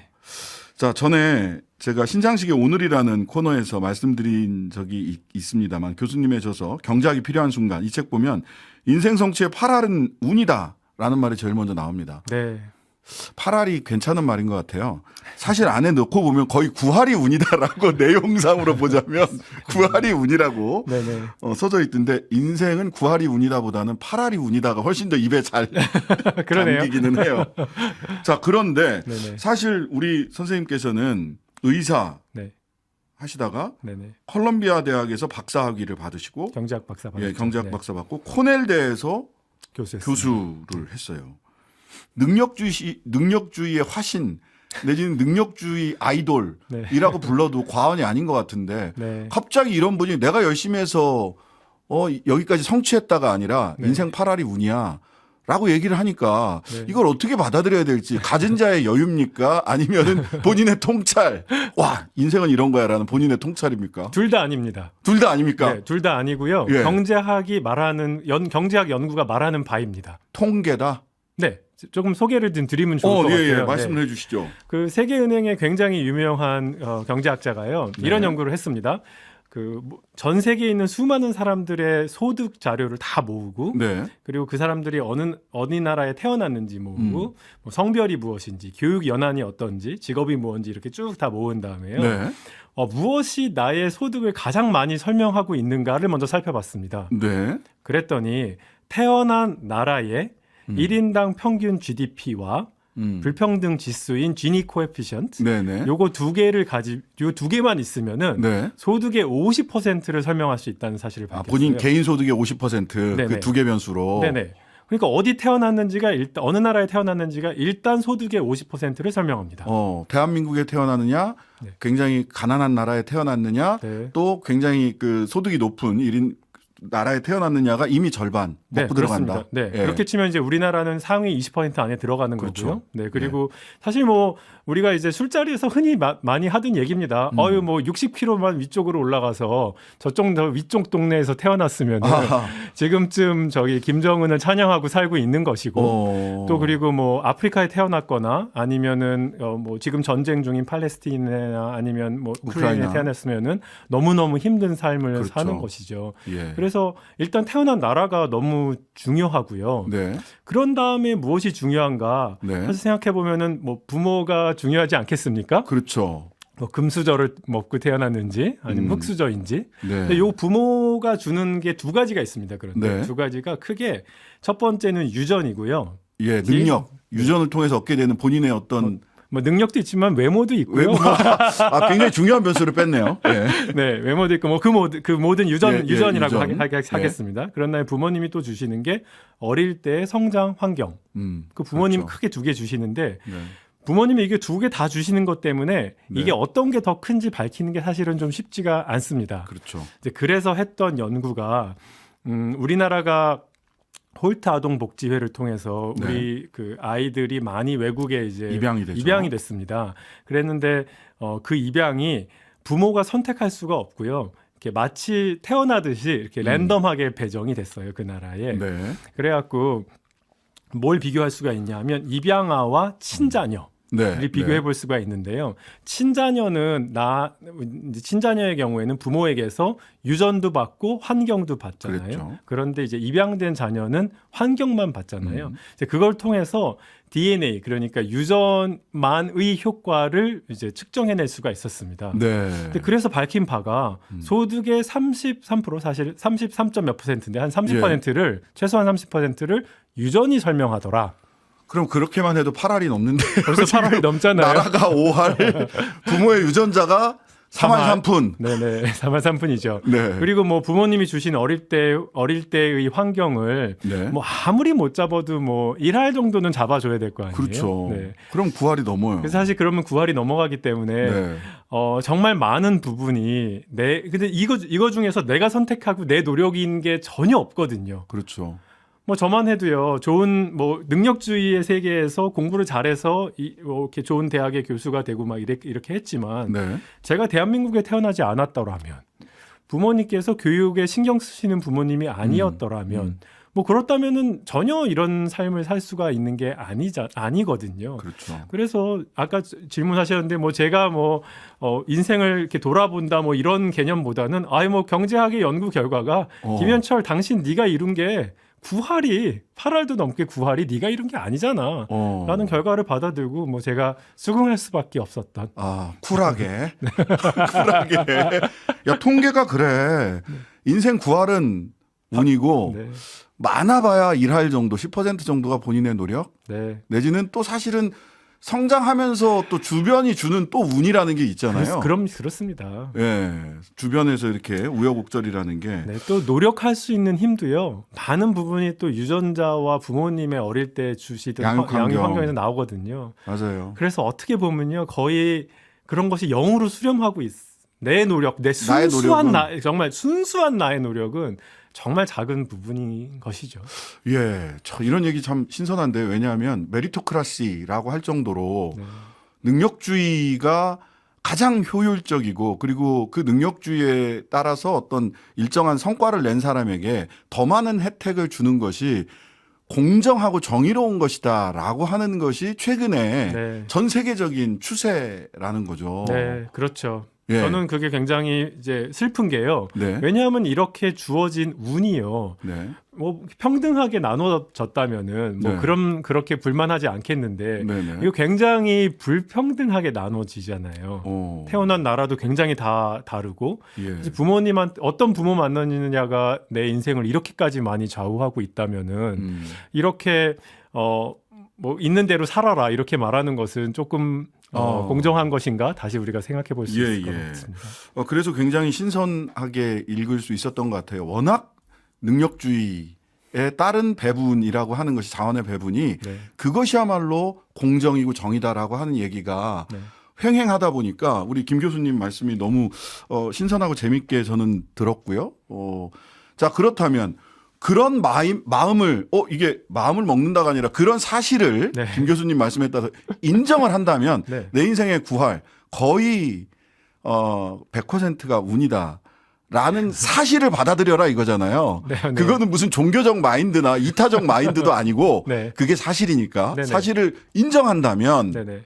어떻게 세상이 좀 변할까요? 운이 좋았던 사람과 운이 나빴던 사람을 따로 구분지어서 한번 얘기해 볼 수가 있을 것 네, 같아요. 네. 운이 좋았던 사람들에게는 당신이 이룬 게 다 너가 이룬 게 솔직히 아니야. 아니잖아라고 한다면은 조금 운이 나빴던 사람들한테 네. 가진 것을 좀 나눠주는 것에 대해서 너무 인색할 필요가 없으시다라고 말하고 싶습니다. 네. 특별히 국가가 주는 게 50%거든요. 그러네요. 네, 국가가 50%를 떼어간다고 해서 야 국가가 50% 줬는데 많은 부분 세금으로 이제 내잖아요. 그거 그렇죠. 너무 아까워하실 필요 없다. 당신이 대한민국이란 나라에서 태어나지 않았더라면 그거 못 이뤘다라는 사실을.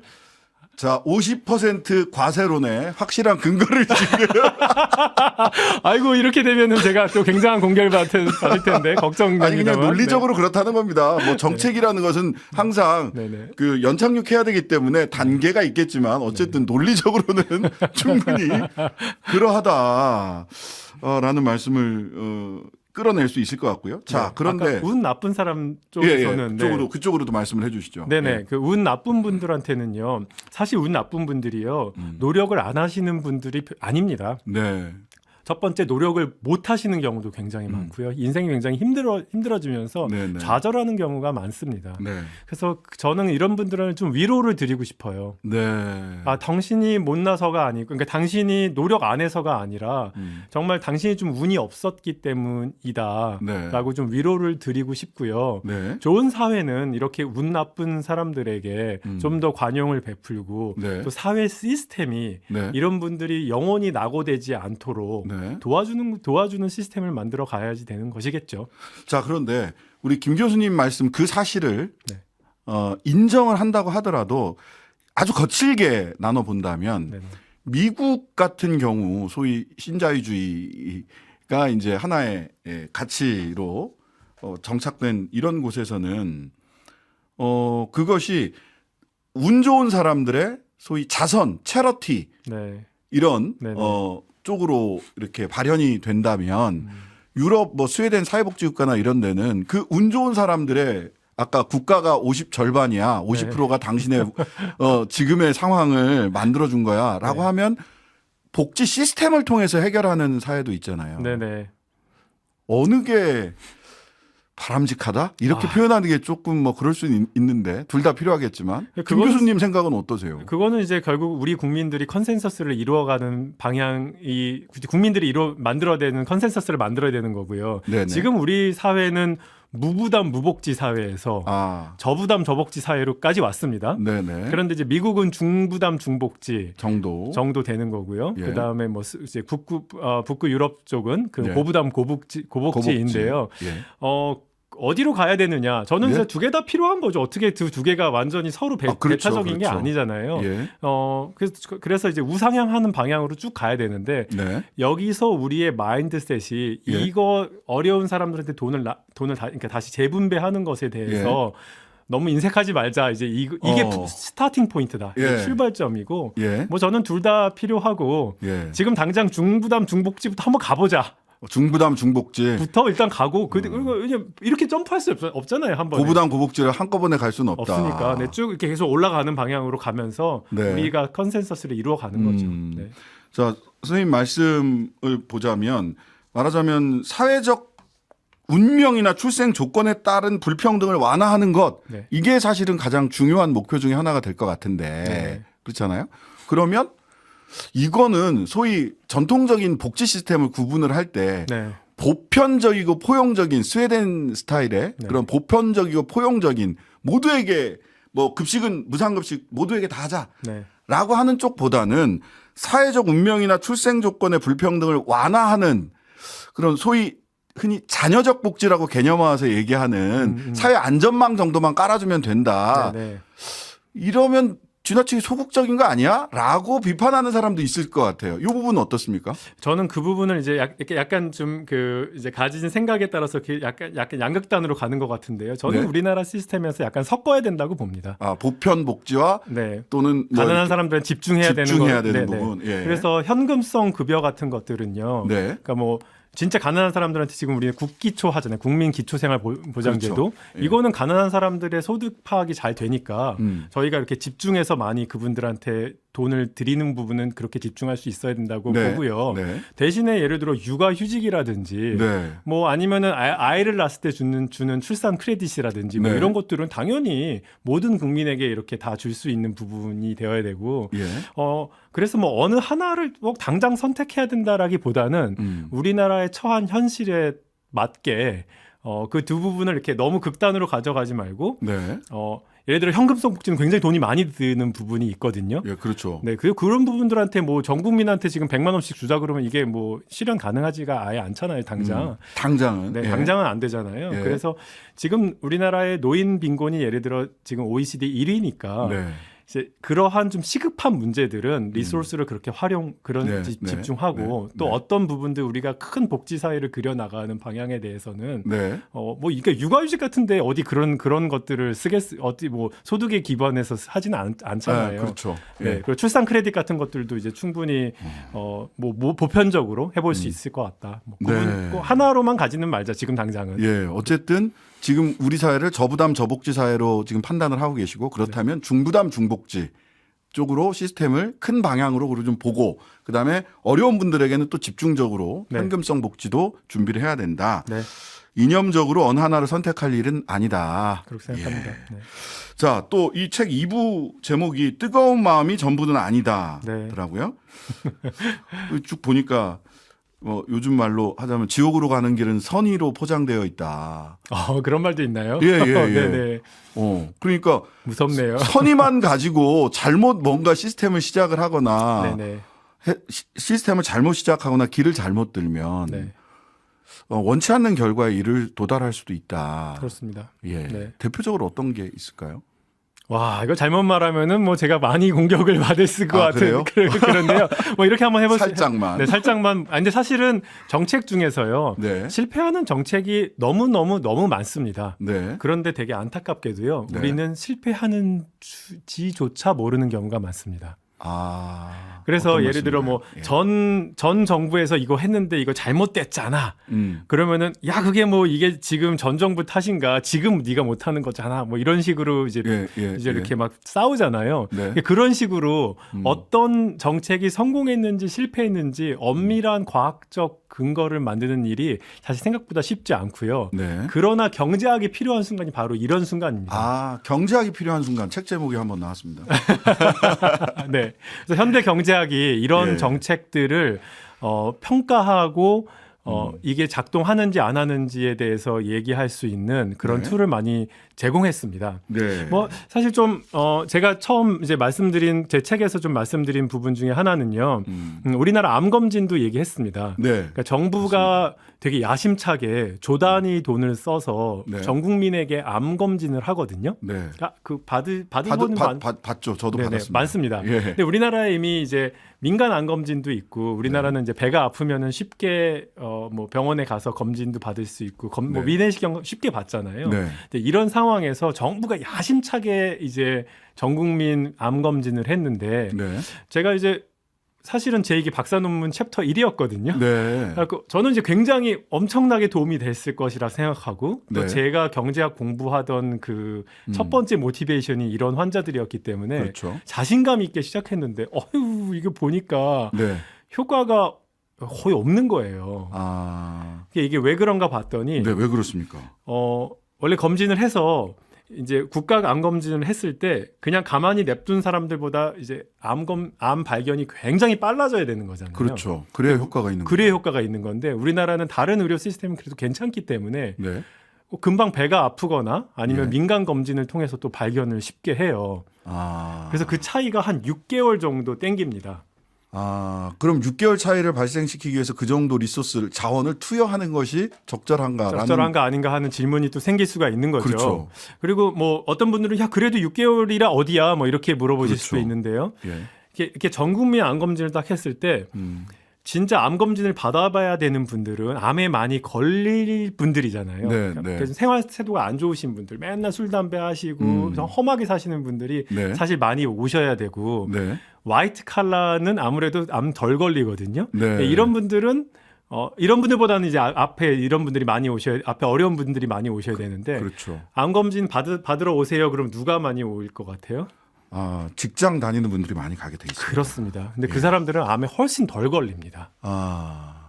그래서 정책이 이렇게 큰 자원을 쓸 때는요. 네. 아까 우리 계속 이런 이야기를 나눴는데 네. 사실 진짜 약자를 많이 배려한다면 이런 분들을 잘 골라서 또 그분들한테 이렇게 했어야 되는데 그게 시스템상 그렇게 좀 잘 안 돼서 뭐 실패로 돌아간 사례를 제 논문 제 논문이 밝혀진 바가 있습니다. 자. 재밌는 연구 결과. 네, 그러니까 마치 사람을 살릴 것 같은 이 너무나도 선의에 찬 선이 가득한 정책이잖아요. 네, 네. 그 조 단위를 쓰고 그렇지만 이게 사람을 살리는데 일조하지 못했다. 전 너무 가슴이 아팠습니다. 자, 그러면 이 뭐 너무 재밌게 얘기를 하다 보니까 벌써 시간이 벌써 다 됐나요? 다 됐는데요. 네네. 마지막 질문으로 바로 가야 되겠네요. 아유, 그렇군요. 네. 그래도 제가 궁금했던 부분들은 좀 많이 여쭤봤던 것 같고. 네네. 자, 보수와 진보, 부유한 사람과 가난한 사람. 이 모든 사람들이 어울려서 공동체, 한국 사회라는 이 공동체를 만들고 있는데 네네. 새해를 시작하는 우리 공동체 구성원들에게 하고 싶은 말씀이 있으실 것 같습니다. 네, 약자에게 좀 따뜻해지자. 예. 내가 가진 것은 운이었다. 그 말씀 첫 번째로 드리고 싶고요. 네. 두 번째는요. 예. 제가 또 재난 관련된 연구를 좀 하다 보니까요. 네네. 뭐 프랑스에서 있던 뭐 테러 사건 아니면 쓰나미 뭐 네. 이런 사건들이 있을 때 이제 공동체가 오히려 단결하고 사람들을 보듬어주는 그런 그 긍정적인 효과가 있었습니다. 네. 근데 우리나라에서의 재난들은요. 네. 그거에 대한 연구는 없지만 네. 우리나라에서 경험했던 재난들, 예를 들어 세월호 사건이라든지 네. 아니면 이태원 사건 이후에 우리 사회가 더 단결하고 더 좋아졌을까 하면은 조금 안타까운 마음이 드는 것도 네. 사실입니다. 네. 좋은 공동체는 네. 울고 있는 사람들과 함께 우는 음. 그런 사람들을 위로하는 공동체입니다. 그래서 네. 우리가 좀 그런 따뜻한 마음을 좀 더 가진 그런 세상이 되었으면 좋겠습니다. 네. 자, 오늘 말씀 여기까지 들어봤습니다. 지금까지 김현철 홍콩 과기대 교수님과 함께했습니다. 감사합니다. 감사합니다.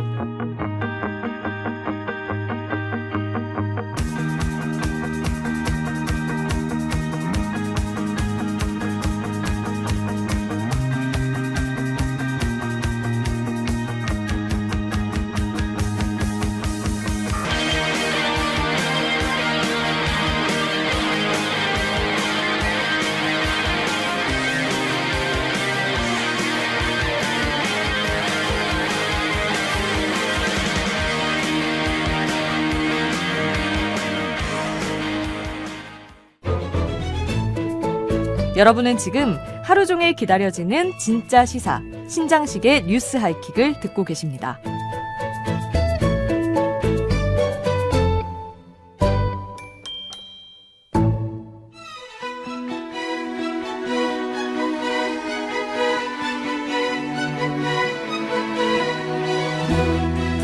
뉴스하이킥 신년 특집 4부 이어가겠습니다.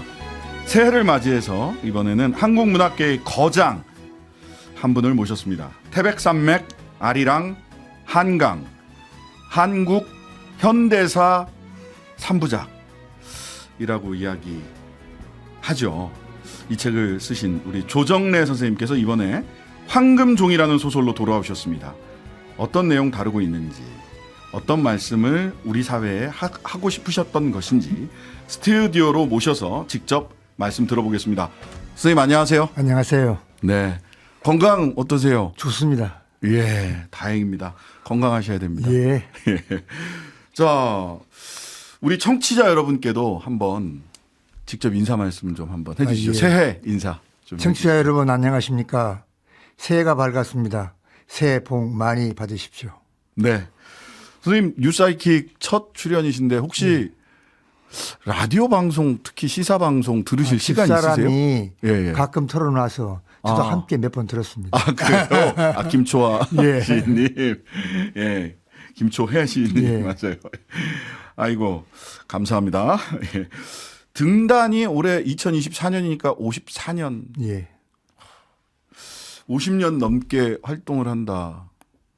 이 자체가 굉장히 어려운 일인데 이렇게 꾸준히 그리고 굉장히 본인 스스로를 글과목에 가둬서 굉장히 딱 짜여진 시간에 맞춰서 글을 쓴다라고 유명하시잖아요. 예. 그게 50년 이상을 글을 쓸 수 있게 하는 비결인가요? 어떤 건가요? 직업에 충실하고자 하는 욕구, 네. 의지, 뭐 그게 전부 다지요. 청교도세요?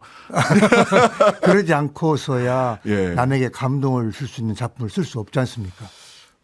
프로페셔널 정신 직업의식. 예. 그러니까 요즘도 글을 보통 아침에 이전에 제가 다른 인터뷰나 이 예. 글에서 보면 아침에 정해진 시간에 작업실로 출근을 해서 예. 딱 글을 쓰고 또 정해진 시간에 퇴근을 하고 예. 요즘은 글 쓰실 때 하루 일과가 어떠세요 그러면?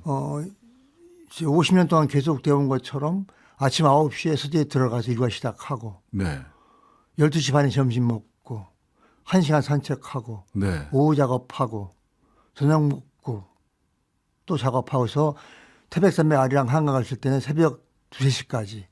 요즘은 이제 늙었으니까 체력 안배를 위해서 하루 저녁 작업은 안 하고 오후 6시에 끝났습니다. 작업을 하고 있습니다. 아우 그 젊은 분들이 이 얘기를 들으면 조금 무섭다. 나는 저렇게 할 수 있을까? 내 직업에 저 정도 충실할 수 있을까? 하는 생각이 드는데요. 그러면 글 쓰는 거 말고 예. 관심사가 있으세요? 다른 관심사가?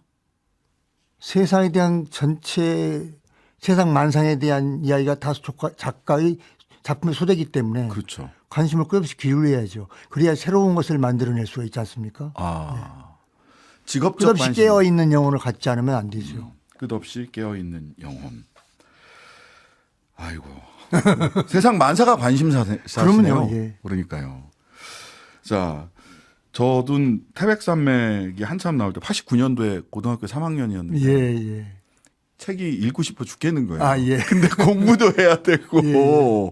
그때 89년, 90년에 걸쳐서 책이 쭉 그 태백산맥이 완간됐죠. 됐잖아요. 그래서 시험이 끝나자마자 중간중간에 몰래 읽다가 학력고사 세대인데요. 학력고사가 끝나자마자 몰아서 읽고 다음 편을 기다리고 했던 예. 기억이 아주 새롭습니다. 그러니까 저 때문에 시험이 1점이 깎였을지도 모르죠. 방해받아서. 조금 더 동기부여가 됐습니다. 사실 시간상으로는 뭐 교과서 한 페이지를 덜 읽었을지 모르겠지만 굉장히 강한 동기부여. 그리고 우리가 몰랐던 현대사를 너무 생생하게 학교에서 가르쳐주지 않았던 아리랑 제가 태백산맥 얘기가 나왔으니 말인데 농담으로 손흥민 선수가 너무 축구를 멋있게 예술적으로 잘해서 태백산맥 아리랑 한강을 선물로 보내주고 싶었는데 그거 읽다가 연습 등한해서 골을 잘못 넣을까봐 은퇴한 다음에 주려고 하고 있습니다. 그럴만합니다. 그럴만해. 그럴만합니다. 이게 3부작으로 해서 그 태백산맥, 아리랑 한각 근현대사 3부작이잖아요. 1,500만 부가 넘는 판매 부수가 나왔습니다. 저는 뭐 숫자 자체도 굉장히 경이적이지만 한국인들의 마음을 이렇게 가슴과 머리를 다 휘어잡은 거잖아요. 예. 그 비결은 뭘까요? 비결이 따로 있을 수가 없고 네. 우리는 분단됐기 때문에 남북한이 서로가 정치 세력에 의해서 진실을 알지 못하게 은폐하고 암양하는 일을 저질렀습니다. 네. 근데 작가가 알면서 그 사실을 쓰지 않는다는 것은 직무유기죠. 작가는 정의로움을 향하여 끝없이 물줄기를 거슬러 올라가는 사야에 있는 퍼득거리는 생선과 같아야 되니까. 네. 그래서 그걸 쫓아서 하다 보니까 모르는 걸 알게 되는 그리고 속았다는 어떤 역사에 대한 정권에 대한 권력에 대한 배신감 이런 것들이 대중적으로 뭉쳐져 가지고 제 책을 많이 읽어준 결과가 그걸 겁니다. 대학 들어가서까지 이제 태백산맥을 쭉 읽으면서 뭐 워낙 등장인물이 많잖아요. 몇 명입니까? 200 어떤 평론가가 씌웠는데 270명쯤 된다고 합니다. 270명이요? 저는 몇 명인지 모릅니다. 필요에 따라서 지어서 살렸으니까. 예.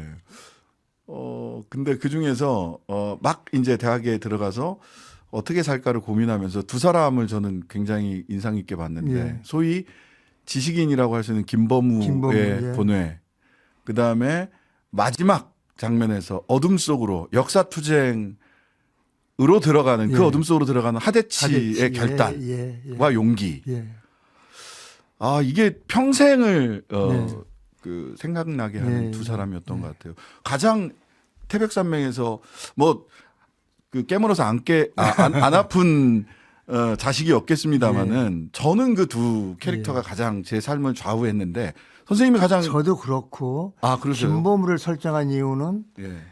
그런 과도기적 갈등을 일으키는 네. 정치 상황 속에서 네. 과연 진정한 지식인은 무슨 고민을 할까? 네. 전체에게 묻는 네. 질문이고 그리고 그를 통해서 역사의 비운으로 사라져간 김구 선생을 살려내는 네. 분단 역사 속에서 가장 오래도록 살아남을 수 있는 사람은 김구 선생 한 분뿐이라고 저는 생각합니다. 네. 그의 진실을 옹호하고 싶었고 그리고 통일의 문제를 평화적으로 해결하는 데 가장 역할을 하는 깡패 염상구 그가 여러 가지 나쁜 일을 하면서 예. 그와의 벽은가는 선행도 하는 네. 형의 목을 떼어내리면서 평화통일은 이렇게 하는 거야 하는 걸 보여주는 염상진과 염상구. 예. 예. 그리고 이제 방금 말씀하신 하대치 예. 민중의 표상인 예. 영원한 역사의 주인이어야 하는 민중들의 모습을 영원히 꺼지지 않는 불길로 만들면서 네. 소설을 끝낸 거죠. 네, 그 마지막 장면이 예. 이걸 어떻게 수습을 하실까 막 걱정했는데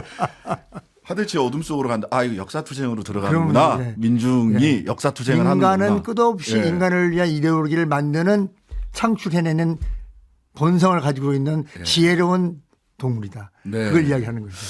네, 제가 뭐 선생님의 뜻을 달리 읽지는 않은 것 같습니다. 고맙습니다. 예, 자 이번에 나온 책이 황금종이. 이 뭐지? 했더니 돈 예, 이야기입니다. 먼저 지금 책 잘 나가고 있다는 소식이 있던데. 예. 베스트셀러 1위를 했습니다. 소설 쭉 전체? 예.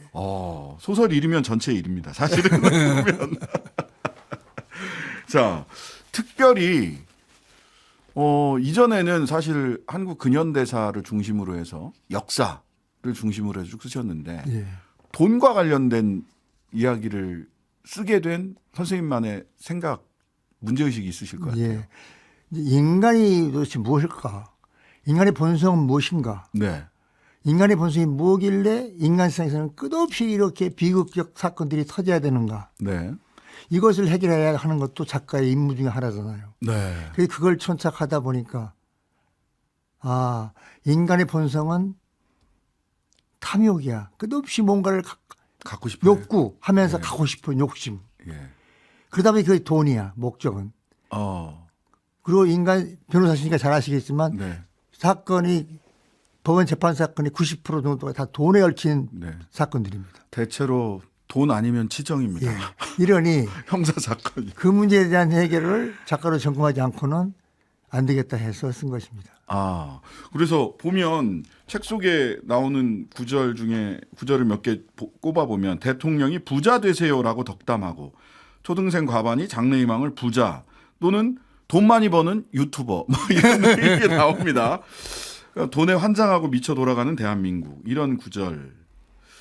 지금의 대한민국이 이 탐욕 앞에 다 굴복했다 이렇게 지금 보시는 거예요? 너무 지나칠 정도로 물질을 숭상하고 돈을 신으로 모시는 네. 우리 그 썩은 영혼을 우려하면서 이 소설을 썼습니다. 네. 그렇게 하면 안 되겠죠. 자, 여기 에피소드들도 보면 약간 익숙한 듯한 에피소드들이 예. 옴니버스 형식으로 또 예. 이태하 변호사죠. 이태하 예. 변호사가 맡고 있던 사건 뭐 이런 걸 통해서 예. 쭉 나오는데 어머니 몫의 유산을 빼앗으려고 소송을 건 딸, 도박과 가상화폐 투자에 빠진 남자, 유산이 줄어들까봐 아버지의 만혼을 저지하는 자식들. 아유, 이게 하나하나 볼 때마다 이렇게 예. 참 뭐라고 해야 되나 마음이 아프기도 하고 예. 정말 이렇게까지 살아야 되나 하는 생각이 솔직히 들어요. 예. 이 중에서 다 또 이게 우문입니다. 이 에피소드들 중에서 가장 마음이 쓰였던 이야기는 어떤 거였습니까, 선생님? 두 가지가 쓰면서 참 괴로웠는데 그 이태하의 친구가 쓸만한 사람이었는데 대기업 간부고 네. 이성적이고 운동도 잘하고 하는 거의 남자로서 완벽성을 갖춘 남자가 많은 거대한 돈에 휘말려 가지고 네. 식물인간으로 죽는 것을 제가 쓰면서 네. 이 사람을 이렇게 꼭 죽일 수밖에 없나? 그건 선생님 마음이시죠. 왜 그러나 저희들한테 무슨 인간의 마성이 그런 것이니까 아. 하고 썼고 또 하나는 그 젊은 보통 능력을 가지고 있는 젊은 여대생 둘이를 갖다 놓고 쓰면서 그들에게 희망이 안 보이는 이 세상의 네. 모습. 12번, 13번 취업이 안 되고 네. 그래서 고액 알바를 가야 하는 그 젊은 예인도 버려야 하고 포기해야 하고 네, 네. 결혼도 포기하는 그 모습 오늘의 현실을 쓰면서 이게 과연 누구의 책임일 것인가 하는 문제를 이야기하면서 참 작가로서 가슴이 아팠습니다. 네. 이 에피소드들을 이끌어가는 주인공이 바로 운동권 출신의 인권 변호사 이태하. 예. 거기서 이제 각종 사건들이 이제 예. 이태하 변호사한테 오는 거죠. 그리고 또 같은 운동권 출신이자 이태하의 선배 예. 한지섭 예. 말하자면 이태하를 운동권으로 끌어들인 선배죠. 예. 예. 다 선배 잘못 만나서 운동했다. 옛날에 농담처럼 예. 잘 만나서 운동한 거죠. 그다음에 이태하 인권 변호사 이태하의 고교 동창이자 대기업 임원인 박현규. 예. 예. 이 인물들을 통해서 말하자면 이전에 김범우, 염상진, 염상구, 그다음에 하대치가 예. 각각 상징했던 예. 하나의 상징들이 있잖아요. 이 인물들을 통해서는 어떤 말씀을 좀 하시고 싶으셨던 건가요? 지금 소설이 수없이 많이 나오는 그 에피소드들은 네. 도저히 인간이 그래서는 안 되는 최악의 상황들의 이야기들이죠. 네. 이제 그것을 보고 나서 이렇게 아비규환처럼 흘러가는 우리의 모습 속에서 제대로 사람답게 살아야 할 것이 아니냐 네. 하는 이야기를 하고 싶었던 예. 소설적 구제를 시도한 문학적 구제를 시도한 게 바로 이태하 변호사 한지섭 그 두 사람입니다. 네. 그들의 모습처럼 능력으로 네. 볼 때는 기존 기득권을 행사하고 그렇죠. 안일하게 잘 살 수 있는 사람들이 자제하면서 욕심을 누르면서 인간답게 살아가는 그 모습을 우리는 그렇게 사는 게 옳은 게 아닌가 하는 것을 독자들이 깨닫기를 바랐습니다. 근데 마지막 장면은 예. 그런 그 화신인 이태하 변호사마저 예. 큰 돈 앞에서 예. 고민하면서 끝나요. 그게 바로 실존이잖아요. 그래서 독자들한테 이렇게 질문하는 거예요. 수수께끼를. 당신들이라면 어떻게 하겠는가. 그러니까 이렇게 소설은 항상 미국이고 끝에 여운을 남겨야 되잖아요. 왜 이렇게 어려운 질문을 그러니까 그 조정래판 그대들은 어떻게 살 것인가 같은 예. 느낌이었어요. 예, 예. 그대들은 어떻게 살 것인가. 저도 그걸 생각하면서 썼습니다. 선택은 독자들이 하시라. 예. 정당한 수입료 10억을 예. 받을 것인가 포기할 것인가. 예. 내가 발견하지 않았더라도 딴 변에서도 발견할 것이다. 나는 자식을 유학 보내야 돼. 이 실존 앞에서 선택을 어떻게 할 것인가. 기가 막힌 거죠. 어렵습니다. 예. 그리고 보면 그 한지섭 같은 경우는 운동권 출신으로 정계에 예. 들어갑니다. 예.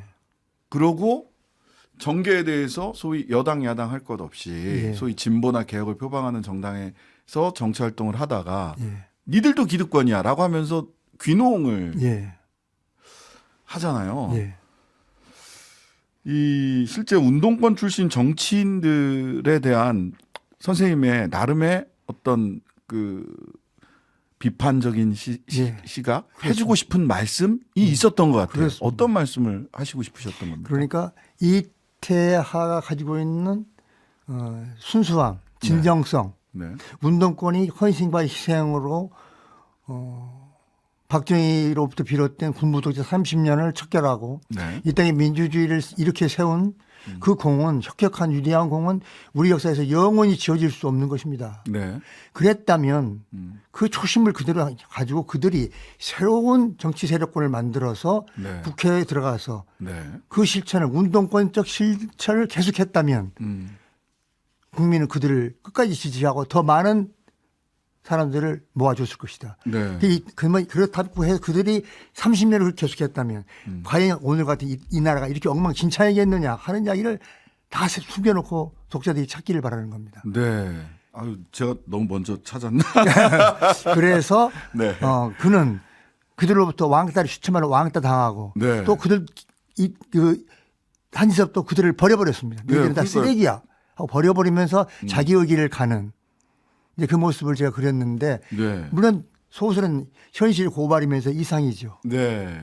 이상을 잊어버리면 소설이 될 수가 없지 않습니까? 자, 그런데 또 한편으로 보자면 이게 이제 뭐 시사적인 문제지만 요 굉장히 비판적인 시각을 보여주셨기 때문에 예. 또 역에서 예. 다른 쪽 면에서 보자면 최근에 한동훈 국민의힘 비대위원장이 예. 소위 운동권 특권 정치의 청산이 지금의 강력한 시대정신이다라고까지 이야기를 해요. 그러면 명암이 있고 평가받고 조정래 예. 선생님께서 비판해야 될 부분들도 있긴 하지만 예. 운동권 특권 정치의 청산이 지금의 시대정신이라고 할 수 있습니까? 그것은 언어의 과장이고 예. 언어의 낭비죠. 언어를 아무렇게나 구사할 수 있습니다. 자유입니다. 네. 그러나 표적이 정확하지 않게 하는 것은 무책임한 것이죠. 네. 운동권은 그렇게 청산의 대상이 무조건 될 이유가 없고 네. 운동권이 기대하는 만큼 하지 못했지만 네. 현실 정치에서 실패한 게 많지만 네. 그래도 또 그들이 있었기 때문에 잘된 부분도 있습니다. 네. 그러므로 무조건 쓰레기 치우듯이 매도하는 것 예. 있을 수 없는 것이니까 네. 그 양반도 말 좀 약간 정화시키는 게 좋을 것 같습니다. 새로 네. 정치를 시작하시는 분이 네, 이렇게 네. 막말하듯이 하면 네. 대중의 신뢰 얻기 어렵죠. 예. 예. 저는 뭐 조금 겸손하길 바랍니다. 겸손하길 바란다. 예, 알겠습니다. 다시 돈 얘기로 돌아와서요. 돈이란 무엇인가? 돈은 인간에게 실존인 동시에 부조리다. 예. 그냥 돈이 무조건 이거는 뭐 탐욕이야. 종교적 시각에서 그렇게 보진 않으셨어요? 실존이다라고 보셨어요? 돈은 절대 필요한 것이죠. 우리가 돈을 갖지 못하면 우리가 돈에게 네. 교환 가치권을 부여하면서 네. 돈은 바로 신으로 둔갑했습니다. 네. 돈 없으면 아무것도 교환이 안 되잖아요. 네, 그럼 굶어 죽는 거예요, 바로. 네. 네. 그러므로 가장 소중한 물건 중에 하나인데 네. 그것을 어떻게 내 능력에 적절하게 내 신분에 맞도록 갖는가 하는 것이 이제 숙제거든요. 네. 그것이 실존이고 네. 그리고 그 돈이 탐욕을 너무 부림으로써 인간을 망치는 데까지 가버릴 때 그건 부조리가 되지 않습니까? 그래서 제가 돈은 인간의 실존에서 부조리다. 이것이 이 소설의 주제입니다. 네.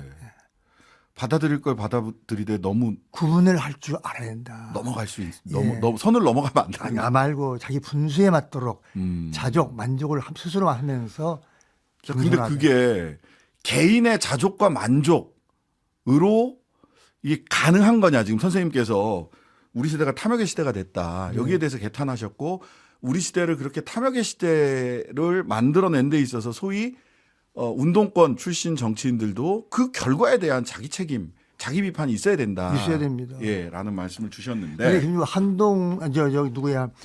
한지섭이나 예. 이태하가 보여주는 바 네. 그것이 바른 삶이라고 저는 이야기하고 싶은 거예요. 네.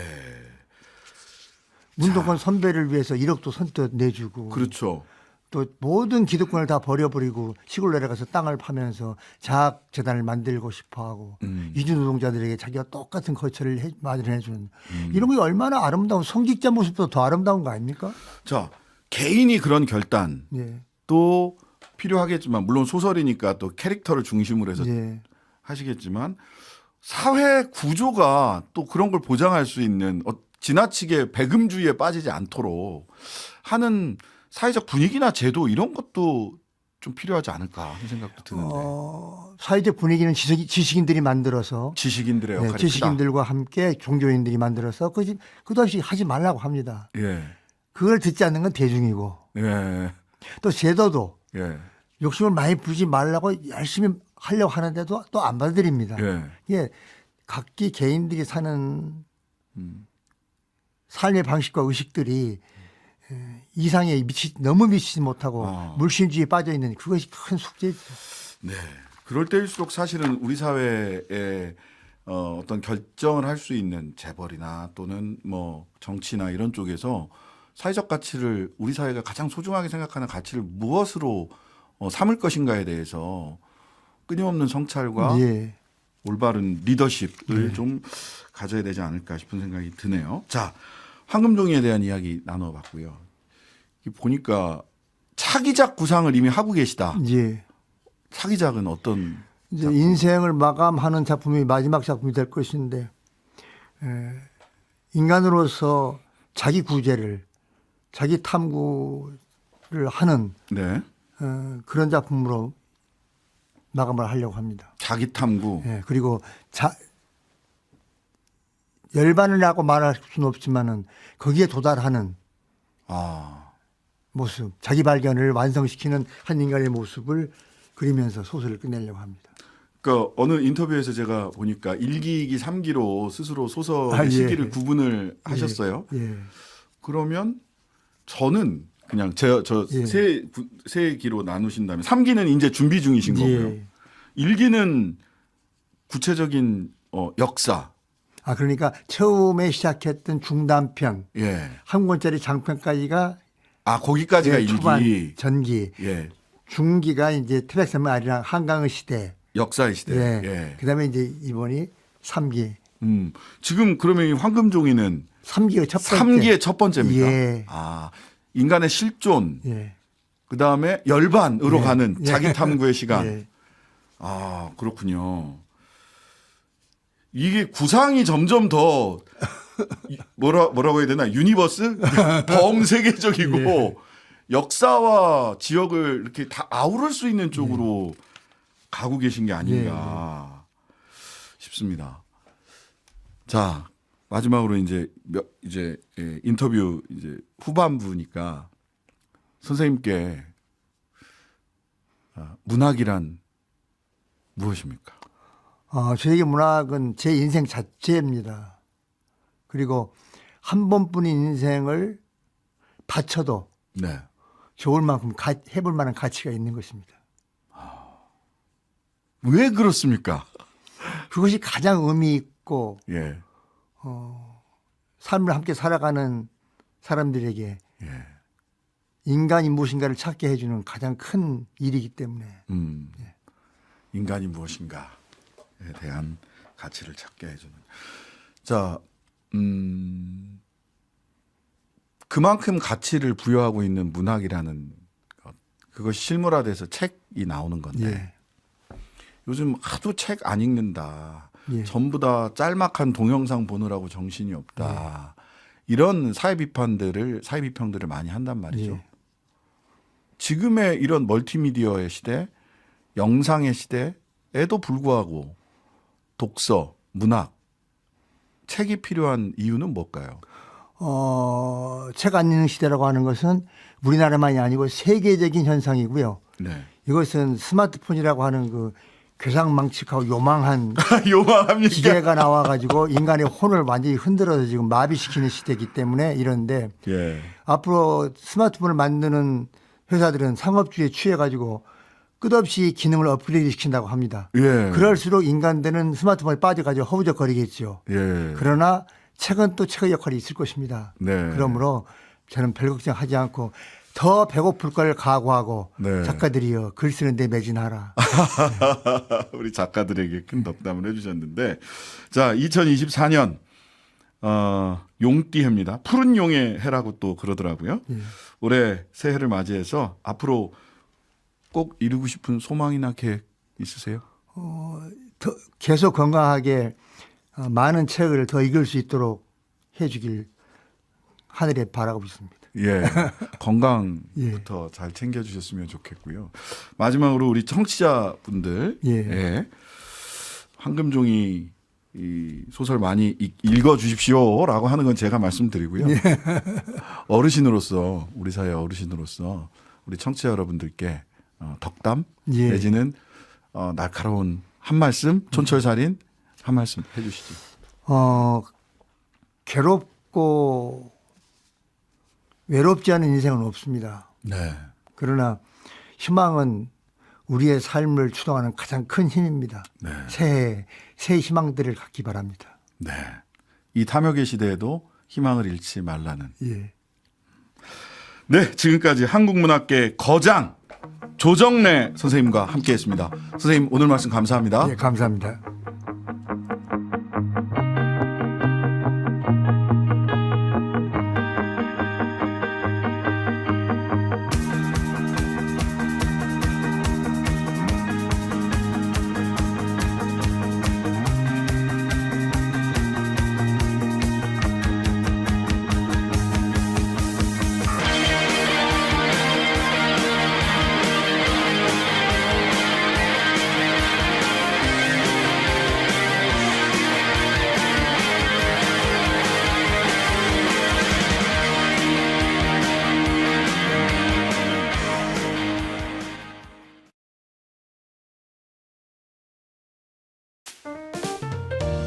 이어서 퇴근길의 경제 맛집 박정호의 손에 잡히는 경제 플러스가 방송됩니다.